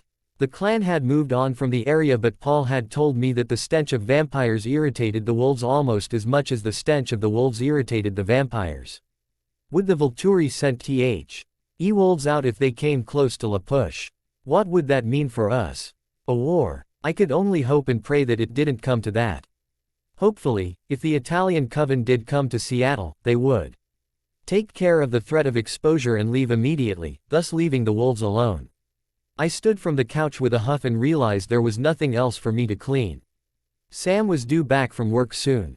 I want to get information on real wolves online before he gets home. Perhaps there's something that would work to capture and kill Victoria that the shifters weren't doing. Or I was just putting too much effort into something that was in reality beyond my control. After I put the rest of the cleaning supplies away and stored the vacuum in a side closet, I went to the laptop on the desk in the corner of the living room and powered it on. While I waited for it to load, I got myself a cup of hot cocoa to soothe me. It was something my mom always used to calm me down. FTER nightmares when I was a child, and I've used it ever since when I felt my anxiety building. I brought up Chrome and Google searched wolf hunting techniques. Perhaps there was something real wolf X did that the human wolves didn't know about instinctually. Sam was hesitant but finally admitted to me that Victoria had gotten too close for comfort a few times and I really wanted her out of my life for good because I would end up with an ulcer worrying this much for too long. My search on wolves didn't go as well as I'd hoped it would. Most of the latest research explained about their numbers versus the size of the prey they hunted and not the actual techniques they used specifically. The pack had enough numbers and the size, obviously. They just needed a new plan considering what they done this far hasn't produced the obvious goal. I shut the laptop with a frustrated sigh and rolled away from the desk in the chair, letting it spin slowly before it came to a stop. What kind of plan they needed though, I had no clue. The front door opened and I spun in the computer chair to see Sam almost glaring at me. His large hand pushed the door shut and it slammed into the frame as it latched in place. His heavy brows were pulled low over his nose as he watched me walk up to him. "Is there a problem?" I asked as I stood to greet him. His body was taut and tense as I gripped his shoulders to steady myself as I kissed his lips. He did not kiss me back. Sam, what's the matter?" I asked, standing back a few feet to look at him. The way he was looking at me had me racking my brain curiously trying to figure out why he would be looking at me like this. I opened my mouth to ask him again what his problem was when the veritable light bulb went off over my head and a squeak left my mouth. I spun away from him without another word and darted down the hall, pulling my baggy tee over my head in the process and pulling the elastic band from my hair as I went. Shit, shit, shit. The words ran on a loop in my head. I didn't dare speak aloud. Wiggling my hips to try aiding me in shucking the pants from my body, I slung my legs out, kicking each sneaker off my foot and bouncing around to pull the end of the pants off me. No wonder he's pissed off. I completely forgot about today's play. Oh God, thank goodness I had showered just before I put away all the supplies. At least part of me was thinking. Just as I snapped the collar around my neck and got on my knees, Sam rounded the door to the bedroom. My hair was most likely a mess of tangles around my shoulders and the leash was forgotten on the dresser. But I was bare to him. My knees were placed shoulder width apart and I sat on my heels, my pads of my toes on the floor to keep me balanced. Hair hung in my face but I kept my hands folded in front of me instead of moving to fix it.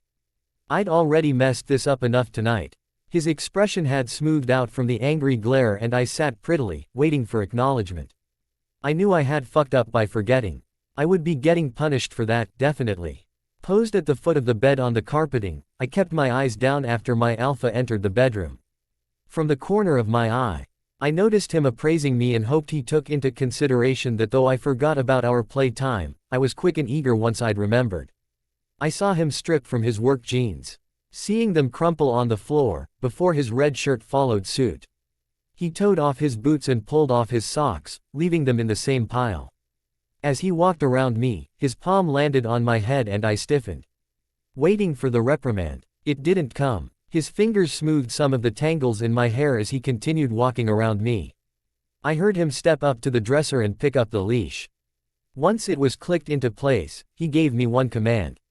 "Come." The deep baritone that rumbled from his chest with that word had me closing my eyes in relief as he tugged the leash. The leather from the thick collar dug into my neck slightly and I followed on my hands and knees out of the bedroom. He walked me like a dog down the hallway and into the bathroom, leaving the door open and hooking the loop of the leash onto the doorknob. I kept my eyes down as I heard him use the toilet and then wash his hands. When I thought he might be looking at me through the mirror in front of him, I darted my tongue out to lick at my lips and adjusted my sitting stance so my knees were further apart.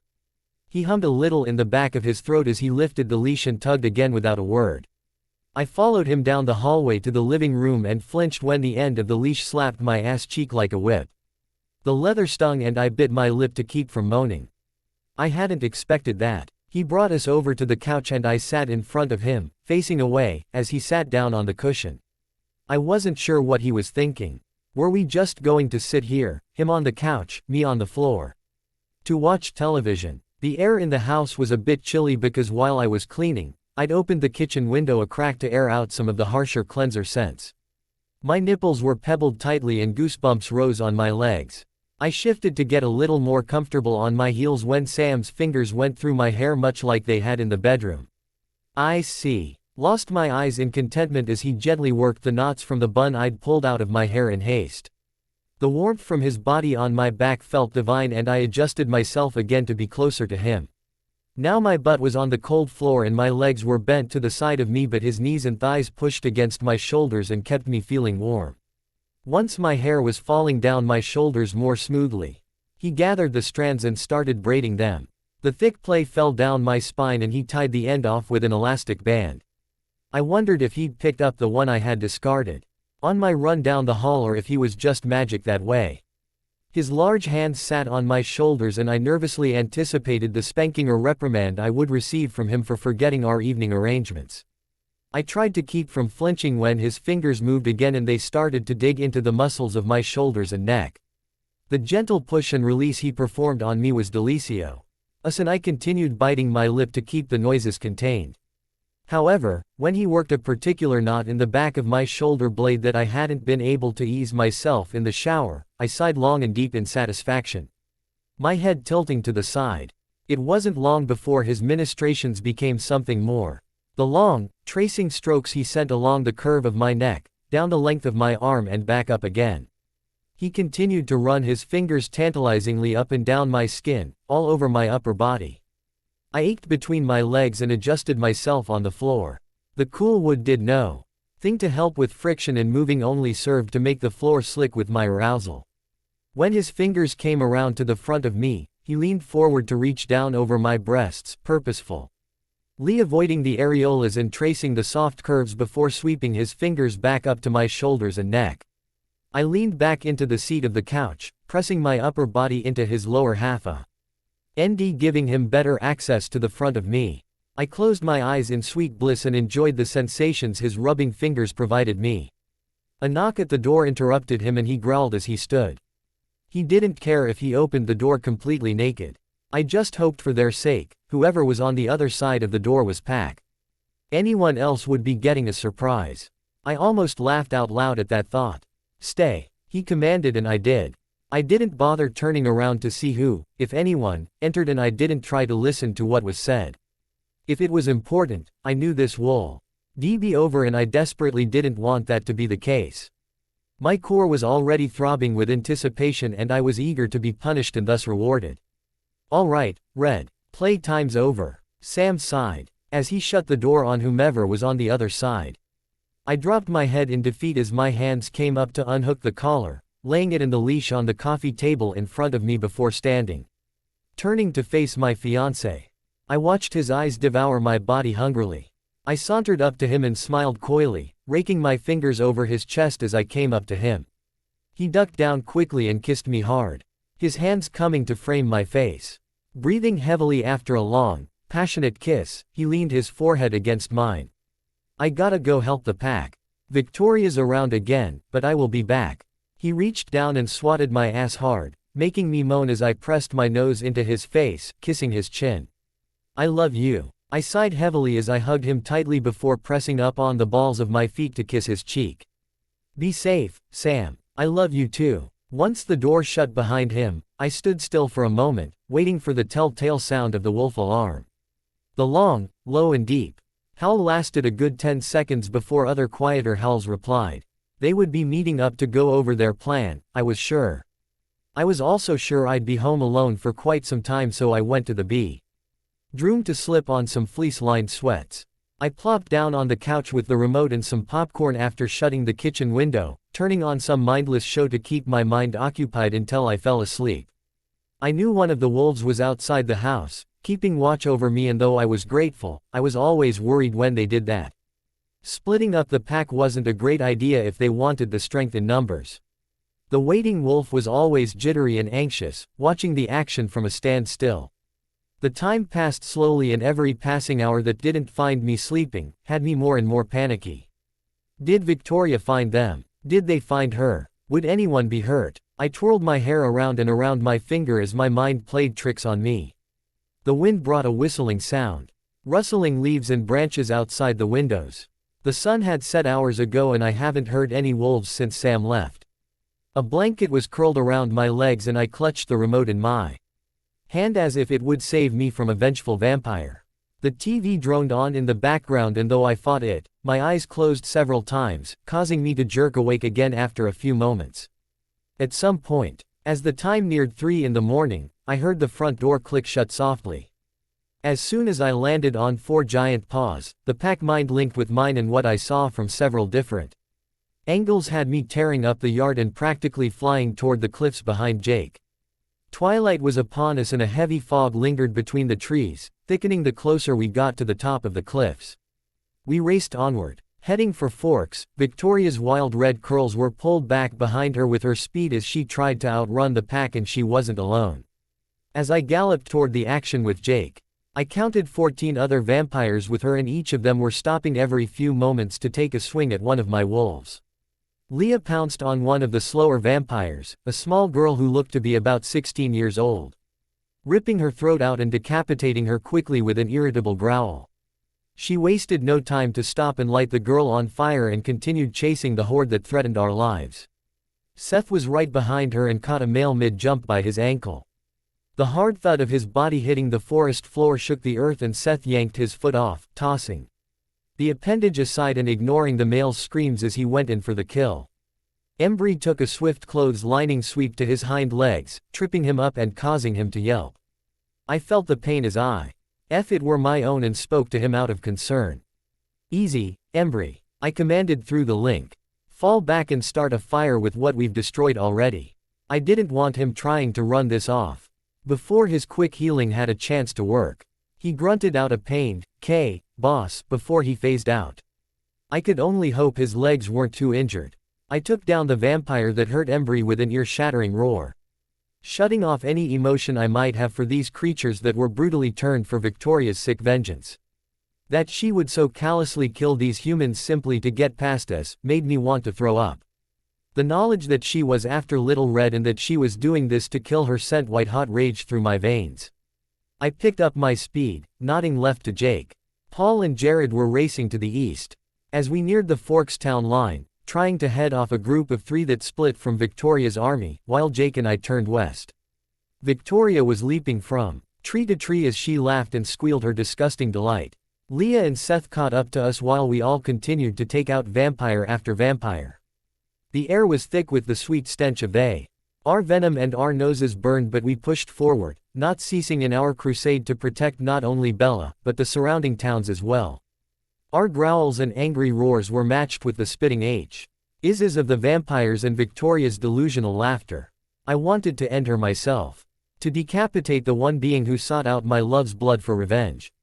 Hours had passed as we raced around an around between Forks and La Push, and as we neared Forks for the umpteenth time, I knew this was going to be it. Commands and directions were shouted in the mind link, keeping everyone on their toes and on the lookout for any more trouble as we encountered more and more leeches. Each one was taken down swiftly, and I wondered if the redhead had bothered training them or if she just let brand new vampires loose on the town. I could hear the road noise from the 101 and knew that we needed to finish this quickly. No more humans needed to die because of these demons. Paul, Jared, and Jake took down several more vampires between them, and a quick calculation showed me that only 2 were left, just as they came into view. A blonde leech ran beside Victoria, as if they were taunting us, heading closer and closer to La Push with every side swipe. They danced around us, playing some sick game and heading straight toward Bella to end it. An enraged roar left my foaming muzzle at the thought of these 2 ticks getting any closer to Bella and the reservation. The blonde leech twisted around as we came upon them, his face mottled with his own kind of rage. The sound of crashing waves below cliffs we now stood on for the 3rd time this night echoed off the trees. The moon hid behind transparent gray clouds and the heavy fog lowered from the cliff tops to the ocean below, giving the forest an eerie glow. I knew if I looked south, I'd be able to see the porch light at my house. If I honed my hearing just right, I'd be able to make out Bella's sweet heartbeat. That meant if I could, so could they. We were too close for comfort, we always had been. Now seeing that we had taken out their army, the leech locked eyes with me and I could see the hungry look in those unsettling red orbs as he brought his arm back. His fingers shaped like claws. I saw Victoria duck under Jared as he jumped for her before leaping onto a tree and holding on like a monkey. Her mouth was fixed in a sick smirk as she watched the rest of the pack circle below. I growled low in my throat as I ran into her henchman head first, the crown of my head slamming into his stone-like stomach so hard that I saw stars, but it knocked him back several feet not before his claws grabbed the scruff of my neck and I felt his nails slice through my thick wolf pelt like it was wet tissue paper. He bent low, digging his hand into the ground to stop his backward descent, his mouth twisted in a vile hiss. Before he had time to straighten himself into a defensive pose, I jumped over him, grabbing one arm at the shoulder and wrenching it off as I landed behind him. My neck knitted back together but I could feel the hot blood dripping off of me. My skin burned and I locked my jaw against the pain. His scream of pain and anger fueled my inner beast and my laugh echoed in the mind link.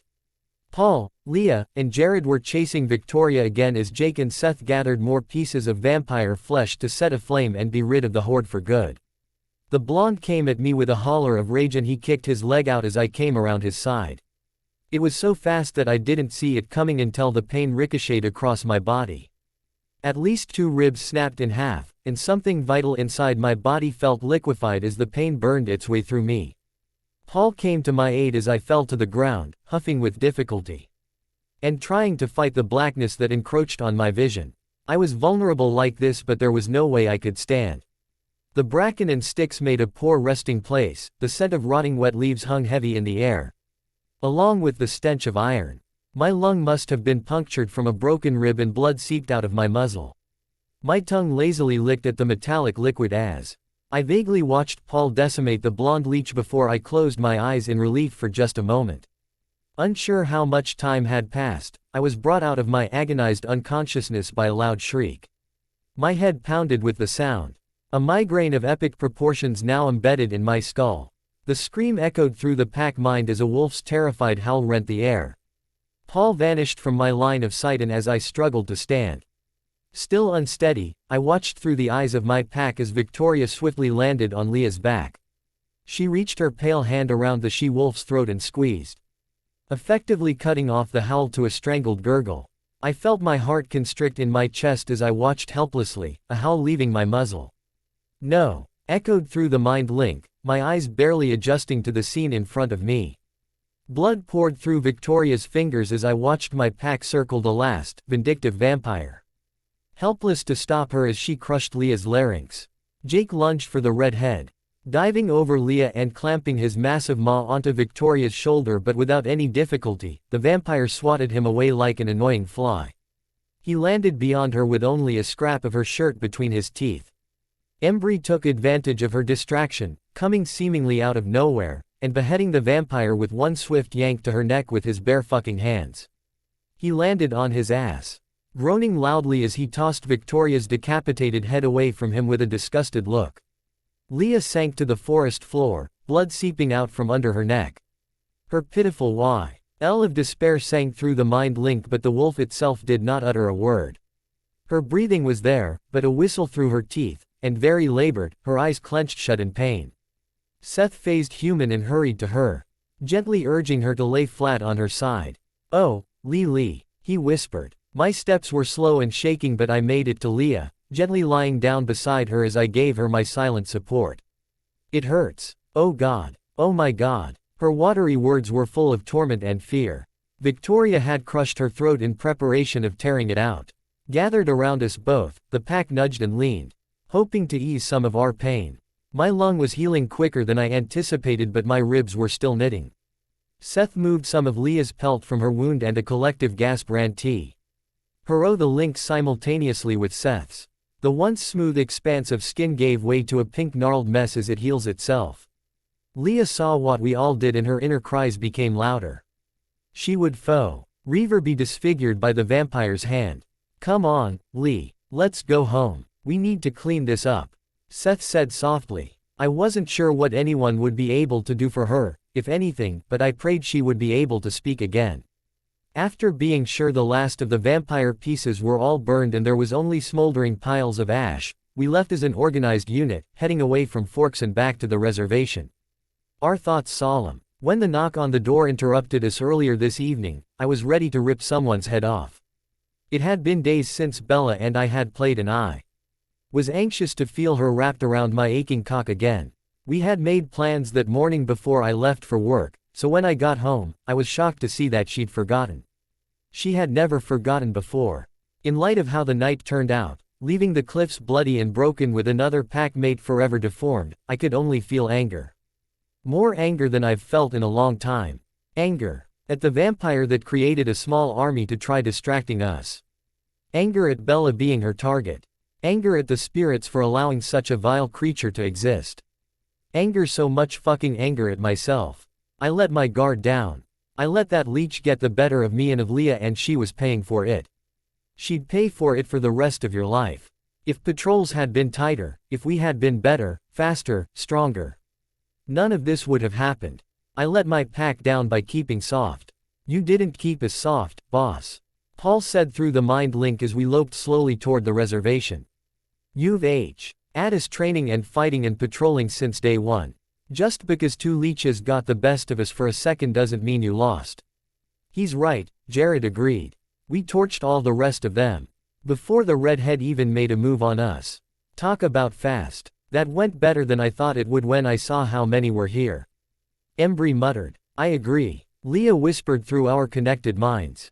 I stopped and turned towards her, searching her large round wolf eyes for the truth, but she averted my gaze and started walking again, just as slow as before. Don't let two little injuries get you down, Sam. We'll heal. Her words came out bitter yet soft. I could hear in her thoughts what she didn't say. She was scared of being scarred for life, and I found myself wishing there was something I could do to help her. Perhaps Sue would know more. When Seth got Leah home to her mother, they would hopefully find a way to salvage some of the skin, so it wouldn't look so mangled. The overwhelming emotion that filled me at my pack's support was breathtaking. It makes me proud to know that these people are my family. My brothers and sister. Thanks guys. That means a lot. Their unwavering support definitely helped to improve my mood. The rest of the trek home, the tune of Coming Up for Air by some band Bella liked played on a continual loop, and it didn't even seem to bother the rest of them, as solemn as we all were. When we were close enough to our own homes, we split up and headed our separate ways. Seth had Leah, brushing his side against hers in support the whole way home.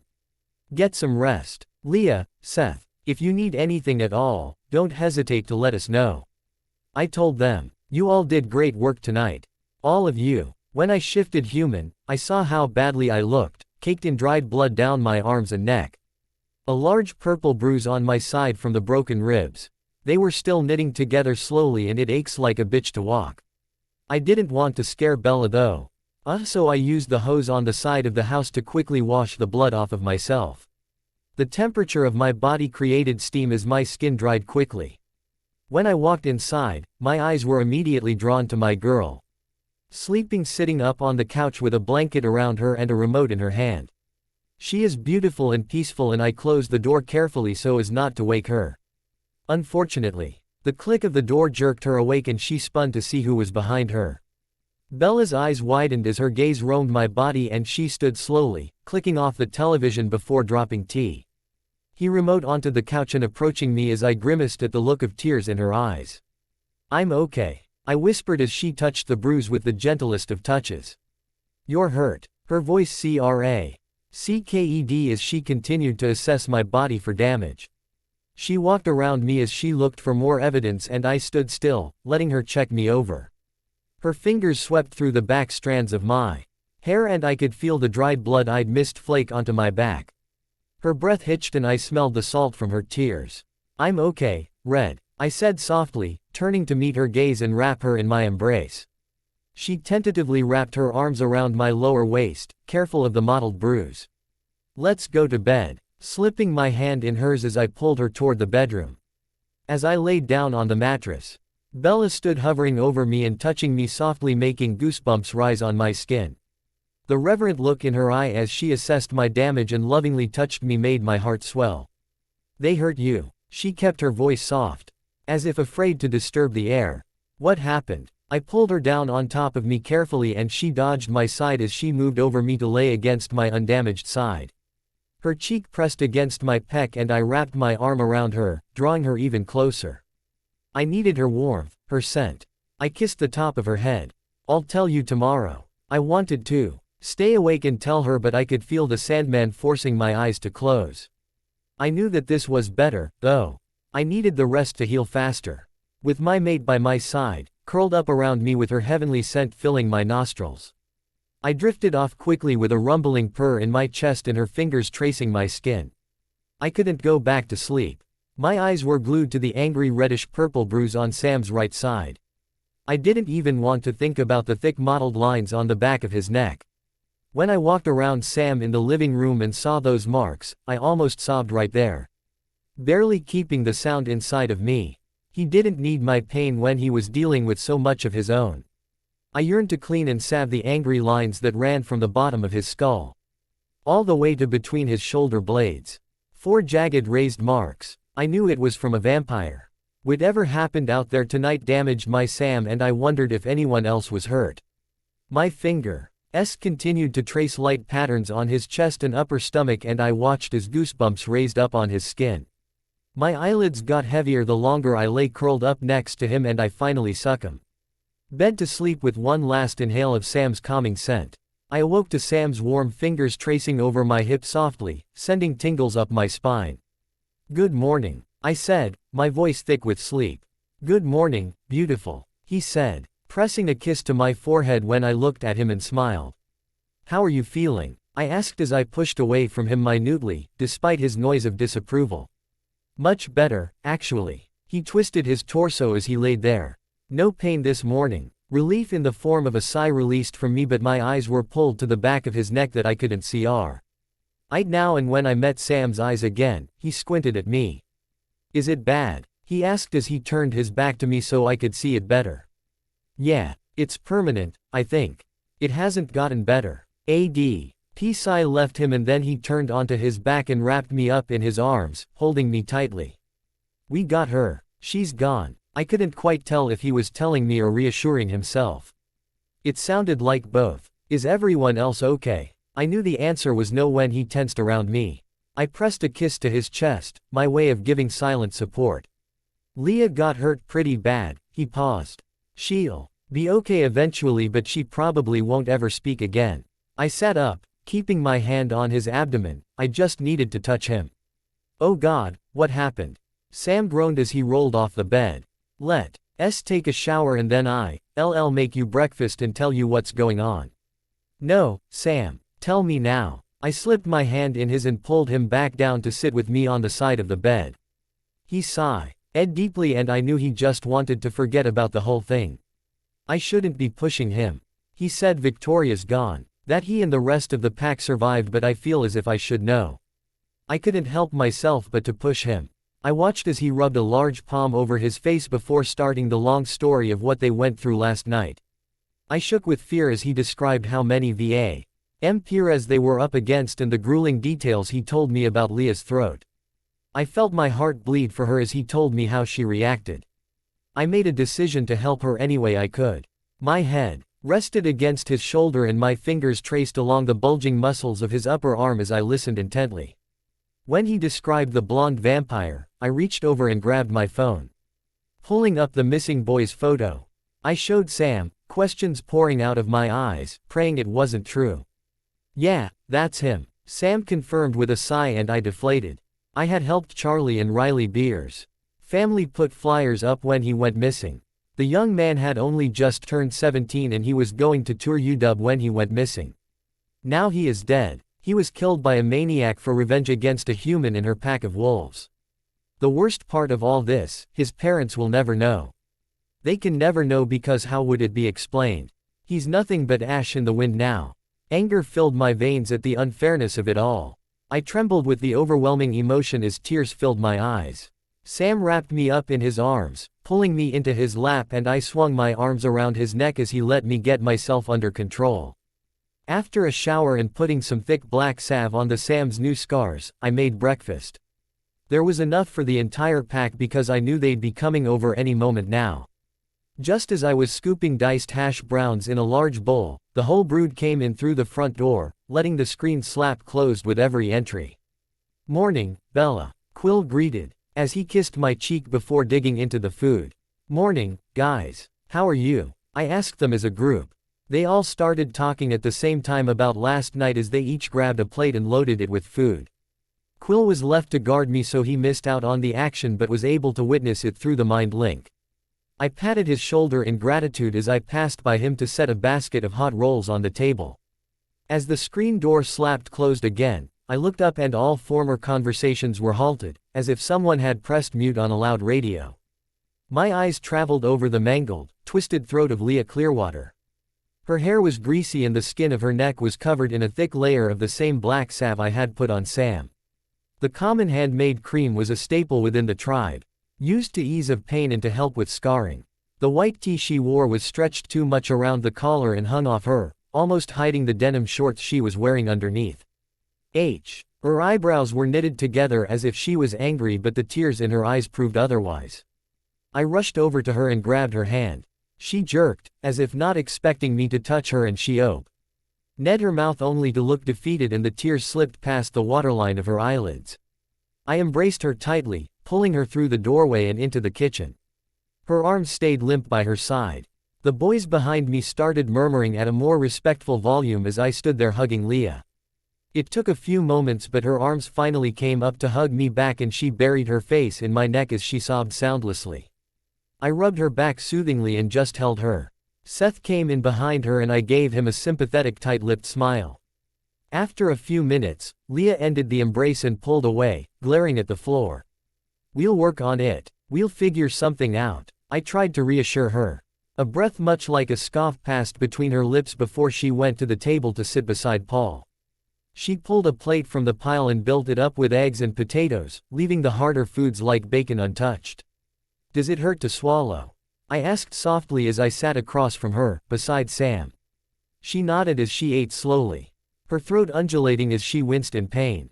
"Mom says after it's properly healed she might be able to get her to a surgeon to at least fix the swallowing part if it doesn't heal also. She can breathe fine but her voice box is likely permanently scarred," Seth explained as he slowly filled his plate. As the rest of breakfast passed, the pack got livelier. Even Leah didn't seem too upset as her mind was taken off of the situation. Until she tried to speak, that is.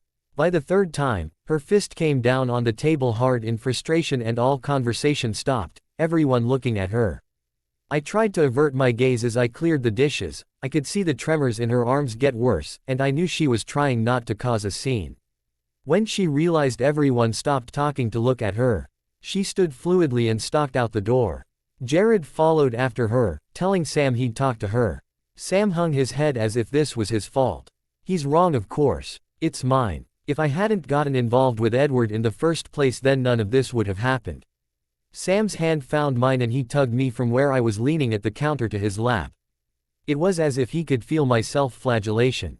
I leaned my back into his chest and he linked his hands together on my lap, kissing my shoulder. It was easy to let my mind erase when he touched me this way. The ease of our relationship was so much more than I ever imagined a relationship could be. With Edward, I was practically controlled and protected as if I were a child. With Sam, I could be who I was without worry that he would be upset. He loves me completely, through and through, and I love him too. I was thankful for the weekend when it arrived. The last week had been filled with tension and anxiety. Sue was able to convince Leah to agree to the throat surgery, but she was nervous. A few days after the fight with the vampires, her throat had healed finally, but after some X-rays, it was found that she was full of scar tissue, which made it difficult to swallow and even breathe. Leah was stubborn and was trying to force herself to speak, but when Friday finally rolled around, she acquiesced to the surgery for the following Monday. She was hoping that the surgeon could repair some of the mangled mess on the surface as well. He seemed confident that he could at least take me of the bulk away, but she would be forever left with scars. When Sam walked in the door after patrol Saturday afternoon, I was already waiting for him on my hands and knees. He never ended up punishing me for my forgetfulness before the fight, citing understanding and appreciation for the deep clean I had given the house.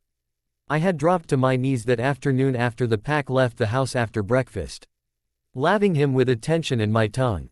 It was my way to ease his stress and to show my gratitude. It had worked wonderfully. The feel of his fist in my hair had made me throb with need, but that night was about him. Tonight was about us. Early this morning, full of nerves, I took a pregnancy test. I am pregnant. I couldn't wait to tell Sam. After the test, I had gone into hyper mode, cleaning the house from top to bottom before I took a trip to the super center to get a collection of spray paint and acrylic paint. The bags I carried into the house mid-morning were full of crafts and stencils. I even bought a small bottle of epoxy. I knew I didn't have a lot of time if I wanted to get this done before Sam got off patrol at 3 p.m. That only left me with 5 hours. Bringing all of my supplies out to the backyard, I set up on the patio table. While I was working on Sam's surprise, I called Charlie, holding the phone between my ear and shoulder. "Yeah, I'll be back home by the end of the day," he assured me. "They found the guy, Bella." He sounded exhausted and defeated. I wasn't sure what he meant by that. "The guy?" I asked softly. "He was deranged. He slaughtered all those people. Dumped them in the ocean right at the current. There's no way we'll ever find them. When we found him, we tried to arrest him but he fired at us. Death by suicide." He breathed heavily as if this was his fault. I wasn't sure how they decided on this random guy to blame all the murders on in Seattle. How did the police and FBI come to that conclusion? "I'm glad you're coming home finally. Can we do dinner tomorrow?" I asked. I didn't want to tell Charlie about my pregnancy until Sam knew. "Sounds good, kid. I'll see you then." The bronze spray paint was coated evenly on the long piece of wood. I turned the sign sideways and stenciled in glittery white, "Sita Kala." It means young son, and I knew Sam would appreciate it. I worked for several hours, creating artwork on wood ND canvases of wolves and the Olympic Peninsula. I wasn't even sure where the ideas came from. I just decided to create a veritable nursery in our spare room. I was sure Sam wouldn't mind. I showered. After cleaning up my mess outside and toweled myself off, strapping the collar around my neck, letting the leash dangle behind me as I padded barefoot and naked to the kitchen. My hair was braided in a thick plait down my back and I kneeled down beside his chair like a good dog. I was shaking with anticipation, knowing it had been too long since we had played, let alone had sex. With everything going on, there just hadn't been the time for it or the mentality. The doorknob twisted and I shook with excitement when it swung open. Sam's eyes darkened when he saw me kneeling and waiting for him, a dark smile coming across his mouth. I watched as he shut the door and palmed his groin to adjust himself before taking his shirt off and throwing it across the room. The way his muscles moved when he did had my pussy clenching. Eager and aroused, every step he took closer to me made me feel like he is stalking me slowly as if I am his prey. I am. He's come to devour me. The moment his warm skin touched mine, I closed my eyes. A moan falling from my lips unintentionally. Over an hour later, Sam and I lie in bed, naked and sweating, wrapped around each other in a loving embrace. His large hand smoothed down the play of my hair, which was now an array of frizz and loose strands. My fingers played on the expanse of his bare chest and I hummed happily as he moved to stroke down the length of my side. "I have something to tell you," I whispered, closing my eyes in contentment as he continued to stroke my skin softly. "Tell me," he whispered back, like he was afraid to taint the air with anything louder. My stomach fluttered nervously as I suddenly second-guessed his reaction. "I'm pregnant." The words were breathed out on an exhale and I squeezed my eyes shut when Sam's hand stilled its ministrations. I waited a long moment before peeking up at him with one eye. His face was the picture of shocked happiness and I grinned as he met my opened eye. I opened the other and pushed on his chest to lift myself up over him. Both of his hands going to my hips. His thumbs brushing over my lower belly as he stared deeply at me. "You're pregnant," he said, softly, and I nodded, smiling. "You're pregnant," he said louder before laughing incredulously. "Holy shit." He wrapped his arms around me and pulled me into his chest. I laughed excitedly at his reaction and hugged him around the neck, pressing my face into the side of his. He continued chuckling and holding me tight. That was the exact reaction I was hoping for. I walked onto the job site in a daze, completely high with the thog. HTS running through my head about Bella and our baby. It felt as if everything was finally falling into place for us. The play scenes, the baby, Victoria gone, no sign of the Cullens. Bella eased my worries when I told her that everything seemed too good to be true. We've gone through so much, Sam. Her tiny pale hand palmed my cheek as her thumb caressed my bottom lip. I licked her thumb and watched her pupils dilate, grinning. All of the bad has to be countered with good. This is our good. Paul was waiting for me, leaning against the picnic table outside the construction trailer, one foe. OT on the seat and his arms crossed over his chest. My mood plummeted as he met my gaze. I really didn't know what to say to him anymore, knowing he admitted to falling in love with my little red. It took everything in me not to strangle the fucker. Brother or not, I felt he had crossed a line by saying anything to her. He held up a hand of surrender as he took in the grimace on my face. I'm not here to fight. I'm actually here to tell you some good news. His hair was disheveled as if he'd ran his hand through it multiple times out of nerves. I set my lunch box next to him on the table and crossed my arms across my chest. I may have flexed my arms as I did so. Paul rolled his eyes and an easy grin developed on his lips. Cut it out, Sam. I'm sorry. For real. All jesting emotion left his face as he looked at me seriously. I tried to relax myself, to calm my muscles and my nerves. I gestured for him to continue, still afraid I might snap at him if I opened my mouth. I met someone. Someone as in, I inquired. A little intrigued. Sam, she's gorgeous. She's perfect for me and my wolf loves her. Like, he paused, a loving expression falling over his features and I found myself feeling extremely grateful to this mystery woman. You found your mate. I guessed. I sure did. I wasn't sure at first but my wolf begged and begged me to sniff her out and talk to her. She's just perfect. I finished for him, understanding completely. I wanted to apologize for stepping on your toes the way I did. Bella's my best friend and the man in me confused the friendship for something that wasn't there. I think I was just wishing for something as amazing as you've got. Have you told? I made a gesture with my hand for the girl's name. Nyla. She's from here but she's been overseas with her dad. He's in the military. No, I haven't told her yet. I wanted you to know before I brought someone else into the mix. It's only fair considering I lost all your trust a few weeks ago. I nodded in understanding and appreciation. We talked more about Nyla as we started working and how he had already started to woo her. It hadn't taken long with Paul's natural good looks and his charms. He definitely honed them enough through the years that they were near perfect. I can only sigh in relief that Bella had never fallen for them. After work, I invited the whole pack over, warning Bella ahead of time so she could prepare. So that we could talk with Paul about his new chosen mate. When bringing another person into the supernatural world, there always had to be a pack meeting. I didn't tolerate just anyone knowing. If Paul felt this woman would be in his life for a very, very long time, then we would bring her in as one of our own. There had been hints in the legends about some force bringing two strangers together, creating a false sense of devotion and love, and sometimes I worried about that. Worried that it could be true and someday I would lay eyes on some stranger and feel complete. The old journals from previous packs had been worried about the same thing but it had never happened. My wolf was so in love with Bella, I didn't have eyes for anyone else. I knew there was no false sense of anything with her. I didn't believe in that malarkey. Both Bella and I talked about it several times. She didn't feel obligated to love me. She didn't just blindly love me and follow my lead. She doesn't feel the need to be around me constantly. Our relationship is a normal supernatural relationship. Proving that the force the journals spoke of were just that. A legend. Later that evening, holding Bella in my lap with my arms wrapped around her, I looked at my pack. Everyone was smiling and talking a mile a minute, on the couch, at the table, even sitting on the coffee table. The television was on and the radio on the counter is playing country music. Definitely not my taste but I let it slide. This is my family. Bella is my mate and I wouldn't trade any of this for the world. I pressed a firm, long kiss to Bella's temple, inhaling her sweet scent. I love you, I said with a soft growl. Her lips curved up into a seductive smile, a glint in her ith. And I knew all too well as she shimmied in my lap. Her voice was pitched low and husky. I love you too, Alpha. So that's for today, thanks for watching.